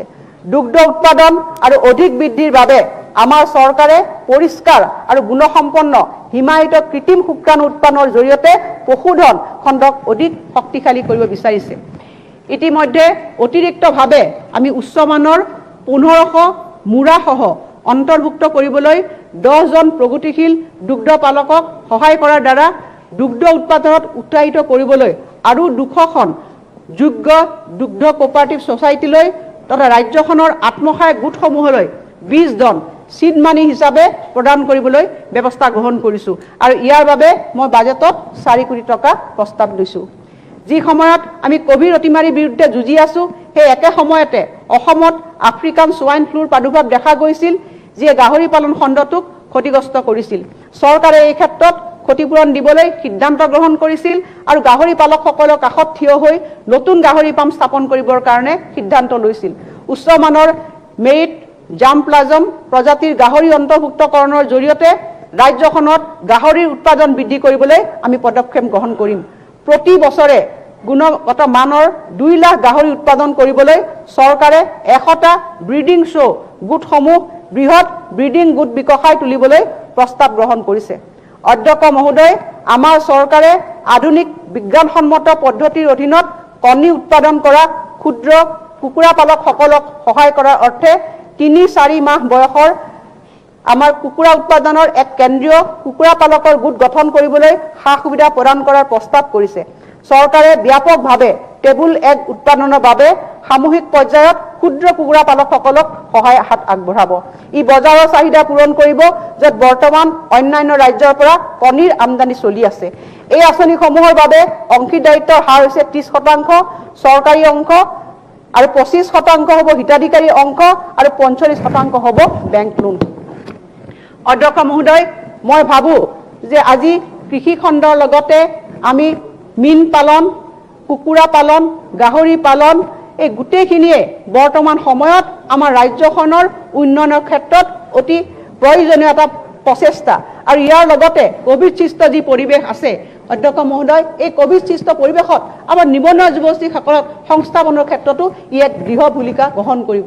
এই সদনৰ পৰা মই আহ্বান জনাইছোঁ যে আমাৰ ৰাজ্যখনত যিসকল নিবনুৱা যুৱক যুৱতীসকল আছে, তেখেতসকল আগবাঢ়ি আহক আৰু এনেকুৱা উদ্যমীমূলক তেওঁলোকৰ চৰকাৰৰ প্ৰচেষ্টাত তেওঁলোকে অংশগ্ৰহণ কৰক আৰু তেওঁলোকে নিজে অৰ্থনৈতিকভাৱে লাভান্বিত হওক আৰু আমাৰ ৰাজ্যখনকো আগবঢ়াই লৈ যাব। ইয়াৰ পিছত অধ্যক্ষ মহোদয় মই আৰু এখন এই বিভাগৰ কৃষি বিভাগৰ আঁচনিৰ কথা ক'বলৈ ওলাইছোঁ, যিখনৰ পৰা প্ৰায় 30 লাখ কৃষক প্ৰধানমন্ত্ৰী ফচল বীমা যোজনাৰ দ্বাৰা উপকৃত হৈছে। এই আঁচনিখন হৈছে অধ্যক্ষ মহোদয় প্ৰাকৃতিক দুৰ্যোগৰ বাবে শস্য ছটিওৱাৰ আগৰ আৰু শস্য চপোৱাৰ পিছৰ ক্ষয় ক্ষতিক এই প্ৰচেষ্টাই সামৰি ল'ব। অধ্যক্ষ মহোদয় মই সদনৰ সকলো মাননীয় সদস্যসকলক মই জনাইছোঁ যে বানপানীৰ পিছত বা বানপানীৰ আগত আমাৰ যিসকলে এই অঞ্চলবিলাকত আমাৰ কৃত্ৰিম বানপানীয়ে হওক বা বানপানীয়ে ক্ষতিগ্ৰস্ত কৰে সেই কৃষকসকলক যাতে এই প্ৰধানমন্ত্ৰী ফচল বীমা যোজনাৰ অধীনত তেওঁলোকে উপকৃত কৰে। আৰু এই বীমা যোজনাৰ বাবে আমি এই সদনত এই বাজেটত অধ্যক্ষ মহোদয় মই 400 কোটি টকা ইয়াত মই আবণ্টন ৰাখিছোঁ। কৃষকসকলক ন্যূনতম সমৰ্থক মূল্য MSP পৰিশোধ কৰি তেওঁলোকৰ পৰা শস্য আহৰণ কৰাটো হৈছে অসমত কৃষকৰ আয় দুগুণ কৰাৰ গুৰুত্বপূৰ্ণ উপাদান। ক্ৰয় ব্যৱস্থাক আগুৱাই নিয়াৰ লগতে বিক্ৰীৰ ক্ষেত্ৰত থকা অসুবিধাসমূহ দূৰ কৰিবৰ কাৰণে অসম খাদ্য আৰু অসামৰিক যোগান লিমিটেডে 10 লাখ কুইণ্টল ধান ক্ৰয় কৰিবলৈ 200 কোটি টকাৰ এক কাৰ্যকৰী মূলধন প্ৰদান কৰিব। অনাগত দিনত অসমে ক্ৰয় ব্যৱস্থা আৰু আন্তঃগাঁথনিৰ ক্ষেত্ৰত প্ৰচুৰ ধন বিনিয়োগ কৰিব। ইয়াৰ লক্ষ্য হৈছে অসমক দেশৰ ভিতৰতে এক গুৰুত্বপূৰ্ণ ধান ক্ৰয়কাৰী ৰাজ্য হিচাপে গঢ়ি তোলা। অধ্যক্ষ মহোদয় ইয়াৰ পিছত মই আৰু এক প্ৰকল্পলৈ আহিছোঁ। সেই প্ৰকল্পটো হৈছে গোটেই আমাৰ কৃষিৰ জৰিয়তে অঞ্চলসমূহক আগবঢ়াই লৈ যোৱা, সেইটো হৈছে গৰুখুটি প্ৰকল্প। অধ্যক্ষ মহোদয় দৰং জিলাত চিপাঝাৰ অঞ্চলৰ অধীনত গৰুখুটিত প্ৰায় 77,420 বিঘাতকৈ অধিক ভূমিক বেদখলকাৰীসকলৰ পৰা আঁতৰোৱাটো আমাৰ চৰকাৰৰ এটা পৰীক্ষা আছিলে। আমাৰ চৰকাৰখনৰ কাৰণে এটা ডাঙৰ প্ৰত্যাহ্বান আছিল অধ্যক্ষ মহোদয়, কিন্তু আমাৰ চৰকাৰখনে সেই প্ৰত্যাহ্বান গ্ৰহণ কৰিছে আৰু মুখ্যমন্ত্ৰী ডাঙৰীৰ নেতৃত্বত আমি 77,420 বিঘাতকৈ অধিক মাটি আমি বেদখলকাৰীৰ পৰা আমি মুক্ত কৰাবলৈ আমি সক্ষম হৈছোঁ। এই উদ্দেশ্যে কৃষি উন্নয়ন আৰু ইয়াৰ লগত জড়িত কাম কাজসমূহ আগুৱাই নিবৰ কাৰণে এই পবিত্ৰ সদনৰ মাননীয় সদস্য শ্ৰী পদ্ম হাজৰিকা ডাঙৰীয়াক সভাপতি হিচাপে লৈ এখন কমিটিও গঠন কৰা হৈছে। এই অঞ্চলটো উচ্চ মূলৰ উদ্যান শস্যৰ লগতে বিভিন্ন শস্যৰ কৃষি কাৰ্যৰ বাবে উপযোগী। এই অঞ্চলটোত বসবাস কৰা খিলঞ্জীয়া যুৱক যুৱতীসকলক জীৱিকাৰ পথ প্ৰদান কৰাই হৈছে আমাৰ উদ্দেশ্য। এই ব্যৱস্থাই আধুনিক কৃষি পথাৰ সামৰি লোৱাৰ উপৰিও বৈজ্ঞানিক পশুপালন ব্যৱস্থাটোকো সামৰি ল'ব। আমি এক ক্লাষ্টাৰ যোগে এক নৱজাগ্ৰত আলোকস্তম্ভ হিচাপে আমি ইয়াক বিকশিত কৰিম। মহোদয় গৰুখুটিৰ প্ৰস্তাৱিত প্ৰকল্পৰ জৰীপকৰণৰ কাম ইতিমধ্যে সম্পূৰ্ণ হৈছে। বিস্তৃত বৃক্ষৰোপণৰ বাবে 134টা ইক'লজিকেল টাস্ক ফ'ৰ্চৰ দ্বাৰা এটা অগ্ৰগামী দল আমি ইতিমধ্যে মোতায়েন কৰিছোঁ। ভাৰত চৰকাৰৰ পৰিৱেশ আৰু বন মন্ত্ৰালয় তথা প্ৰতিৰক্ষা মন্ত্ৰালয়ৰ সৈতে প্ৰয়োজনীয় যোগাযোগ ৰক্ষা কৰি থকা হৈছে। বৰ্তমানে থকা ভৱনসমূহ যেনে গৰুখুটি পশু চিকিৎসালয় অস্থায়ীভাৱে নিৰ্মাণ আৰু নৱীকৰণৰ বাবেও প্ৰস্তাৱ গ্ৰহণ কৰা হৈছে। এই জৰীপৰ ওপৰত ভিত্তি কৰি কৃষি কাম কাজৰ মূল্যায়নৰ যোগেদি কৃষক গোটসকলক চিনাক্ত কৰা হৈছে আৰু এই গোটসমূহ এটা বহুমুখী কৃষি উৎপাদক সংস্থাৰ অংশ হ'ব। আৰু গিৰ প্ৰজাতিৰ 2000টা গৰু অনাৰ ইতিমধ্যে আমি পৰিকল্পনা কৰিছোঁ। আমাৰ স্থানীয় জলবায়ু আৰু পৰিৱেশৰ সৈতে খাপ খায় নে নাখায় সেইটো পৰীক্ষা কৰিবলৈ পৰীক্ষামূলকভাৱে আমি 50ৰ পৰা 100টা এনে প্ৰজাতিৰ গৰু ক্ৰয় কৰিবলৈ পৰিকল্পনা কৰিছোঁ। এই ক্ষেত্ৰত গুজৰাটৰ এটা পশু বিশেষজ্ঞৰ দল ইতিমধ্যে ৰাজ্যখনত আহি উপস্থিত হৈছেহি।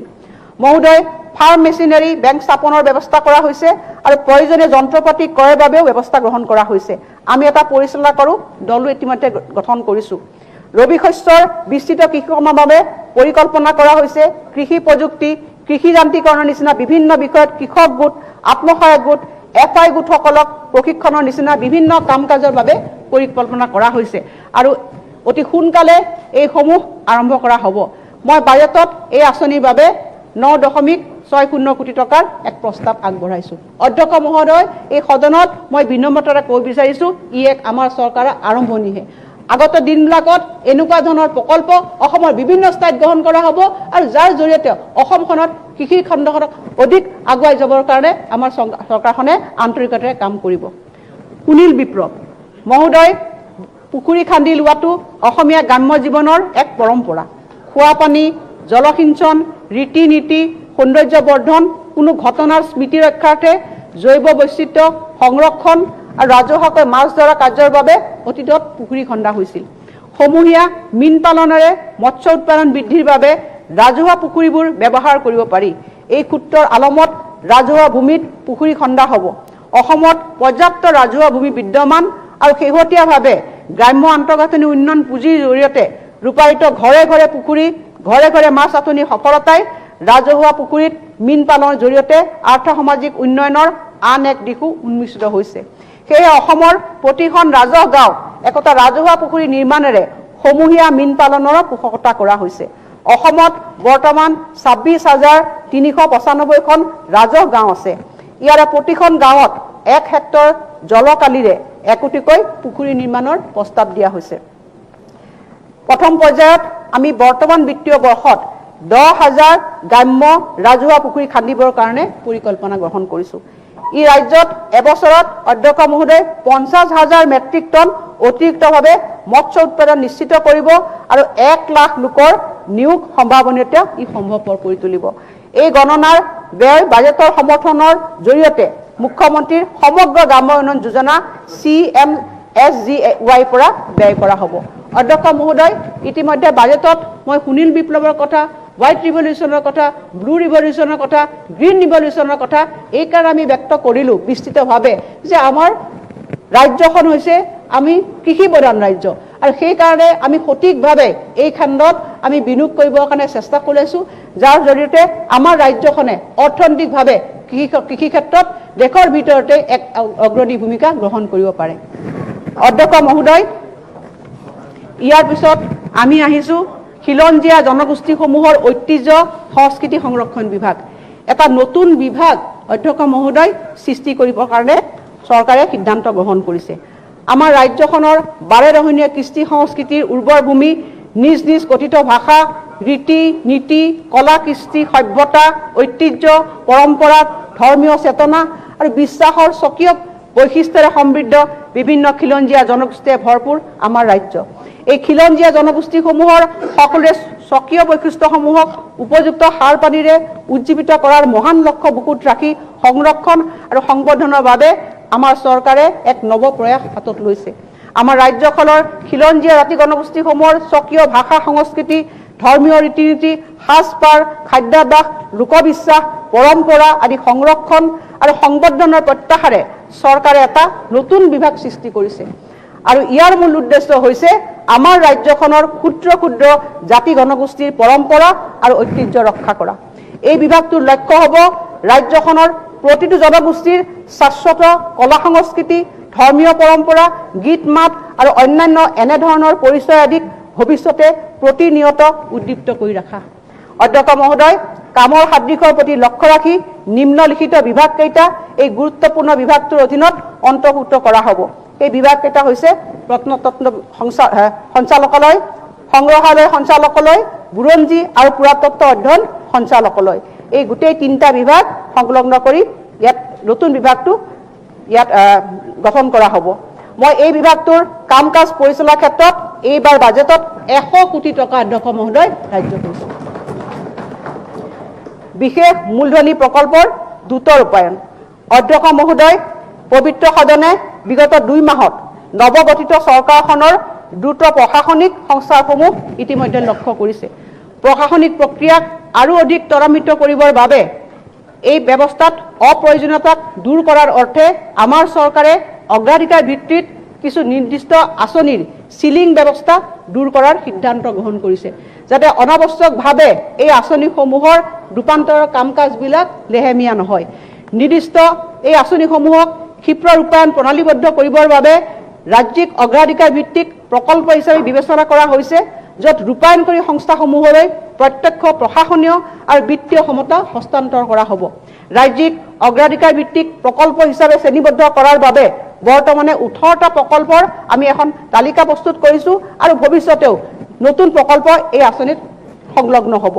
সেই প্ৰকল্পসমূহ হৈছে অসম বিধানসভা, গুৱাহাটী চিকিৎসা মহাবিদ্যালয় হাস্পতালত ছুপাৰ স্পেচিয়েলিটি হাস্পতাল, কোকৰাঝাৰ, চৰাইদেউ, তিনিচুকীয়া, লখিমপুৰ, নলবাৰী, নগাঁও অধ্যক্ষ মহোদয় মই 18টা প্ৰজেক্ট ইয়াত সংলগ্ন কৰিছোঁ। ইয়াৰ পিছত অধ্যক্ষ মহোদয় মই আৰু এখন নতুন আঁচনিলৈ মই আহিছোঁ। সেইখন হৈছে ক্ষুদ্ৰ ব্যৱসায় আৰু কাৰুশিল্পীসকললৈ বিশেষ সাহায্যৰ আঁচনি। অধ্যক্ষ মহোদয়, আমি সকলোৱে প্ৰত্যক্ষ কৰিছোঁ যে বৰ্তমান কোভিড সৃষ্ট এই পৰিৱেশত অসমৰ বহুতো গোটেই সৰ্বসাধাৰণ মানুহ ক্ষতিগ্ৰস্ত হৈছে।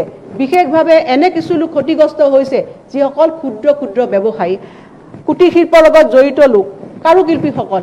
এই লোকসকলৰ জীৱন পদ্ধতি তেওঁলোকৰ অচল হৈ পৰিছে, তেওঁলোকৰ জীৱিকাৰ ওপৰত মাধমাৰ পৰিছে। এই লোকসকলে আজি এমুঠি খাবৰ কাৰণে তেওঁলোকৰ বিভিন্ন ধৰণৰ অসুবিধাৰ সন্মুখীন হৈছে আৰু সেই সকলক উদ্দেশ্য কৰি আমি এই আঁচনিখন আনিছোঁ। এই আঁচনিত মই 200 কোটি টকা ইয়াত আমি ধাৰ্য কৰিছোঁ। ভৱিষ্যতে এই আঁচনিখনে আমাৰ ৰাজ্যখনৰ এই ক্ষুদ্ৰ ক্ষুদ্ৰ ব্যৱসায়ী, কুটিৰ শিল্পী আৰু কাৰুশিল্পীসকলৰ জীৱন যাত্ৰাত অলপ হ'লেও তেওঁলোকক সকাহ প্ৰদান কৰিব। অধ্যক্ষ মহোদয়, গোলকীয় অতিমাৰীৰ বাবে সন্মুখীন হোৱা ব্যাঘাত অতিক্ৰম কৰিবৰ কাৰণে এই শ্ৰেণীটোক আমি এককালীন সাহায্য আমি ঘোষণা কৰিছোঁ। ইয়াৰ বাবে প্ৰত্যেকটো ব্যক্তিকে বা ঊৰ্ধ্বতম ব্যক্তিকে আমি 10,000 টকাৰ আৰ্থিক সাহায্যৰ প্ৰস্তাৱ বাজেটত ৰাখিছোঁ। ইতিমধ্যে মই 200 কোটি টকাৰ ইয়াত সাহায্য ঘোষণা কৰিছোঁ। চৰকাৰী বিদ্যালয়সমূহৰ 9ম আৰু 10ম শ্ৰেণীৰ ছাত্ৰ ছাত্ৰীসকলৰ বাবে স্মাৰ্টফোন। অধ্যক্ষ মহোদয়, কোভিড সৃষ্ট বৰ্তমান পৰিৱেশত শিক্ষানুষ্ঠানসমূহ বন্ধ হৈ পৰিছে। এই সময়ছোৱাত বিভিন্ন অনলাইন পদ্ধতিৰে ছাত্ৰ ছাত্ৰীসকলক পাঠদান কৰা হৈছে, কিন্তু ডিজিটেল ব্যৱস্থা সুলভ নোহোৱাৰ বাবে বহু সংখ্যক ছাত্ৰ ছাত্ৰীয়ে অনলাইন শিক্ষাৰ সুবিধা ল'ব পৰা নাই।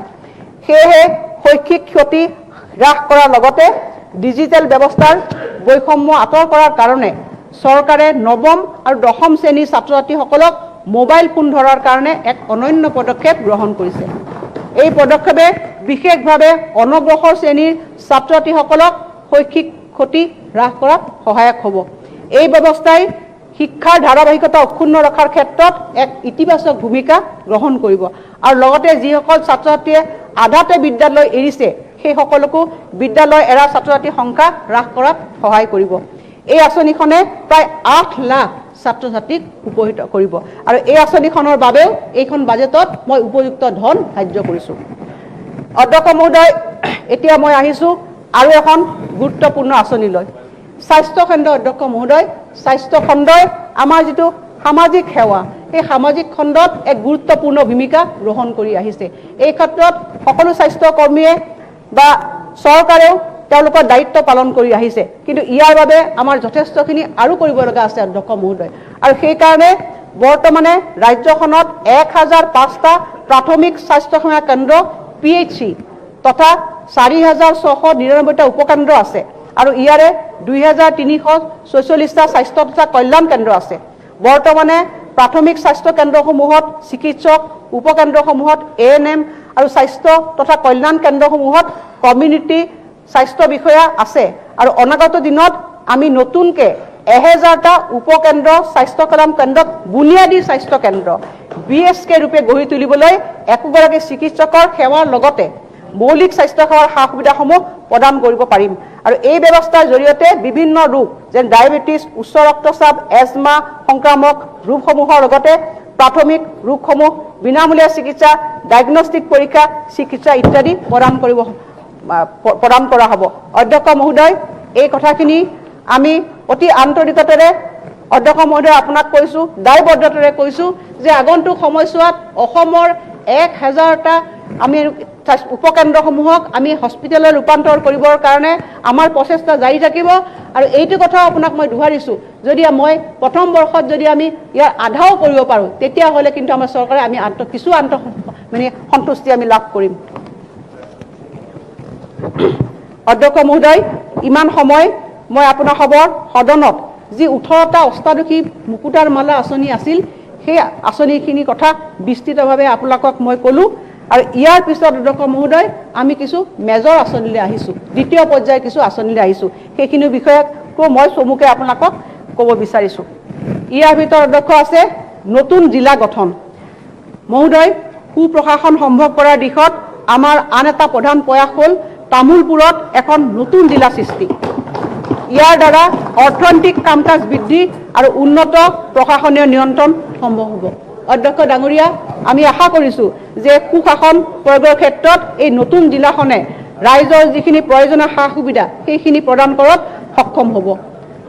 মুখ্যমন্ত্ৰীৰ শিশু সেৱা আঁচনি কোভিড-19 অতিমাৰীত পিতৃ মাতৃ উভয়কে বা একমাত্ৰ জীৱিত পিতৃ মাতৃক হেৰুৱাৰ 15 বছৰ অনুৰ্ধ মাওৰা ল'ৰা ছোৱালীৰ বাবে মুখ্যমন্ত্ৰীৰ শিশু সেৱা আঁচনি যোগে মাহিলী ৩,৫০০ টকাৰ আৰ্থিক সহায় প্ৰদান কৰা হ'ব। এই উদ্দেশ্যে কোভিডত মাওৰা হোৱা শিশু কিশোৰৰ নামত 7,81,200 টকা স্থায়ী জমা হিচাপে বেংকত ৰখা হ'ব আৰু এই ধনৰাশিৰ পৰা প্ৰাপ্ত হ'ব লগা সুদৰ পৰা মাহিলী 3,৫০০ টকাকৈ শিশু কিশোৰজনে 24 বছৰ বয়স পৰ্যন্ত লাভ কৰিব আৰু 24 বছৰ বয়সত সম্পূৰ্ণ ধনৰাশি নিজৰ বেংক একাউণ্টত লাভ কৰিব। অধ্যক্ষ মহোদয়, আমি ভাবিছোঁ এই আঁচনিখনে এই যিসকল পিতৃ মাতৃক হেৰুৱাইছে এই লোকসকলক কিছু হ'লেও সকাহ প্ৰদান কৰিব। প্ৰতিগৰাকী হিতাধিকাৰীলৈ এই আঁচনিত এটাকে লেপটপ কম্পিউটাৰ আগবঢ়োৱা হ'ব। যিসকল মাওৰা শিশুৰ কোনো অভিভাৱক আৰু পৰিৱৰ্তিত পৰিয়াল নাই তেনে শিশু কিশোৰক সমাজ কল্যাণ বিভাগৰ তত্বাৱধানত শিশু কল্যাণ প্ৰতিষ্ঠানত আশ্ৰয় দিয়া হ'ব। বয়সন্ধিপ্ৰাপ্ত ল'ৰা আৰু ছোৱালীক কস্তুৰবা গান্ধী বালিকা বিদ্যাপীঠৰ দৰে উপযুক্ত অনুষ্ঠান প্ৰতিষ্ঠানত ৰখা হ'ব। এই শিশু কিশোৰসকলৰ বাবে বিদ্যালয় আৰু মহাবিদ্যালয় শিক্ষা যথোপযুক্ত ব্যক্তিগত প্ৰশিক্ষণ সহ শিক্ষা বিভাগে দক্ষতা নিয়োগ আৰু উদ্যমিতা বিভাগৰ সহযোগত আগবঢ়াই লৈ যাব। বিবাহযোগ্য বয়সৰ ছোৱালীসকললৈ অৰুন্ধতী আঁচনিৰ স্বৰ্ণ কৰৰ বাবে 50,000 টকাৰ সাহায্য আগবঢ়োৱা হ'ব। ইতিমধ্যে মাননীয় মুখ্যমন্ত্ৰী ডাঙৰীয়াই 10 জুন 2021 8গৰাকী কোভিড মাওৰা প্ৰতিগৰাকীলৈকে 7,81,200 টকাৰ স্থায়ী জমাৰ বেংকৰ প্ৰমাণপত্ৰ আৰু এটাকে লেপটপ প্ৰদান কৰি এই আঁচনিৰ শুভাৰম্ভণি কৰিছিল। মুখ্যমন্ত্ৰীৰ কোভিড-19 বিধৱা সাহায্য আঁচনি অধ্যক্ষ মহোদয়, মুখ্যমন্ত্ৰীৰ কোভিড-19 বিধৱা সাহায্য আঁচনিত কোভিড-19 অতিমাৰীত স্বামীৰ মৃত্যু হোৱা বাৰ্ষিক 5 লাখ টকাৰ তলত উপাৰ্জন থকা পৰিয়ালৰ বিধৱা মহিলালৈ আৰ্থিক সাহায্য প্ৰদান কৰা হয়। স্বামীৰ মৃত্যুৰ পিছত মহিলাগৰাকীয়ে সন্মুখীন হোৱা তাৎক্ষণিক আৰ্থিক সংকটৰ জোৰা মাৰিবলৈ 2.50 লাখ টকাৰ এককালীন আৰ্থিক সাহায্য আগবঢ়োৱা হয়। প্ৰথম পৰ্যায়ত মুখ্যমন্ত্ৰীৰ সাহায্য পুঁজিৰ পৰা 874 গৰাকী কোভিড বিধৱালৈ গাই প্ৰতি 2.5 লাখ টকাকৈ সৰ্বমুঠ 21,85 লাখ টকা সাহায্য আগবঢ়োৱা হৈছে। মই ভাবোঁ অধ্যক্ষ মহোদয়, এই পুঁজিৰে এই দুৰ্দশাগ্ৰস্ত দুৰ্ভাগ্য পৰিয়ালটোলৈ অহা পৰিয়ালসমূহে তেওঁলোকে কিছু হ'লেও সকাহ পাবলৈ সক্ষম হ'ব। ইয়াৰ পিছত আহিছোঁ নতুন দিল্লীত অসম সাংস্কৃতিক প্ৰকল্প। অধ্যক্ষ মহোদয়, দেখা গৈছে দিল্লী আৰু ৰাষ্ট্ৰীয় ৰাজধানী অঞ্চলত ভালে সংখ্যক অসমীয়া লোকে বসতি প্ৰদান কৰে। প্ৰৱাসী অসমীয়াসকলৰ প্ৰয়োজনীয়তা পূৰণ কৰাৰ লগতে অসমৰ বাৰে নহয় সংস্কৃতি প্ৰদৰ্শন কৰিবৰ কাৰণে নতুন দিল্লীত এটা অসম সাংস্কৃতিক প্ৰকল্প স্থাপনৰ বাবে আমাৰ চৰকাৰে প্ৰস্তাৱ গ্ৰহণ কৰিছে আৰু ইয়াৰ বাবে মই বাজেটত পুঁজি ধাৰণ কৰিছোঁ। ইয়াৰ পিছত আছে গুৱাহাটীৰ পাহাৰসমূহ বেদখল মুক্ত। অধ্যক্ষ মহোদয়, আমাৰ গুৱাহাটী মহানগৰীৰ আশে পাশে বহুতো সেউজীয়া পাহাৰসমূহ আছে আৰু আমি সকলোৱে প্ৰত্যক্ষ কৰিছোঁ যে এই পাহাৰসমূহত যথেষ্টখিনি বেদখল মুক্ত হৈছে। অধ্যক্ষ মহোদয়, এই পবিত্ৰ সদনত মই জনাব বিচাৰোঁ যে গুৱাহাটী মহানগৰীৰ পাহাৰসমূহত হোৱা বেদখলৰ বিষয়টো নিষ্পত্তি কৰিবৰ কাৰণে আৰু পাহাৰসমূহক বেদখলৰ পৰা মুক্ত কৰিবৰ কাৰণে ৰাজ্য চৰকাৰখন প্ৰতিশ্ৰুতিবদ্ধ। এই লক্ষ্যত উপনীত হোৱাৰ প্ৰয়াস স্বৰূপে চৰকাৰখনে বেদখলকাৰীসকলৰ প্ৰতি এক মানৱীয় দৃষ্টিভংগী গ্ৰহণ কৰিছে। চৰকাৰে উপযুক্ত ভূমি চিনাক্ত কৰিব আৰু যোগ্য বুলি বিবেচিত ভূমিহীন বেদখলকাৰীসকলক অগ্ৰাধিকাৰ ভিত্তিত তেনে ভূমিলৈ স্থানান্তৰ কৰিব।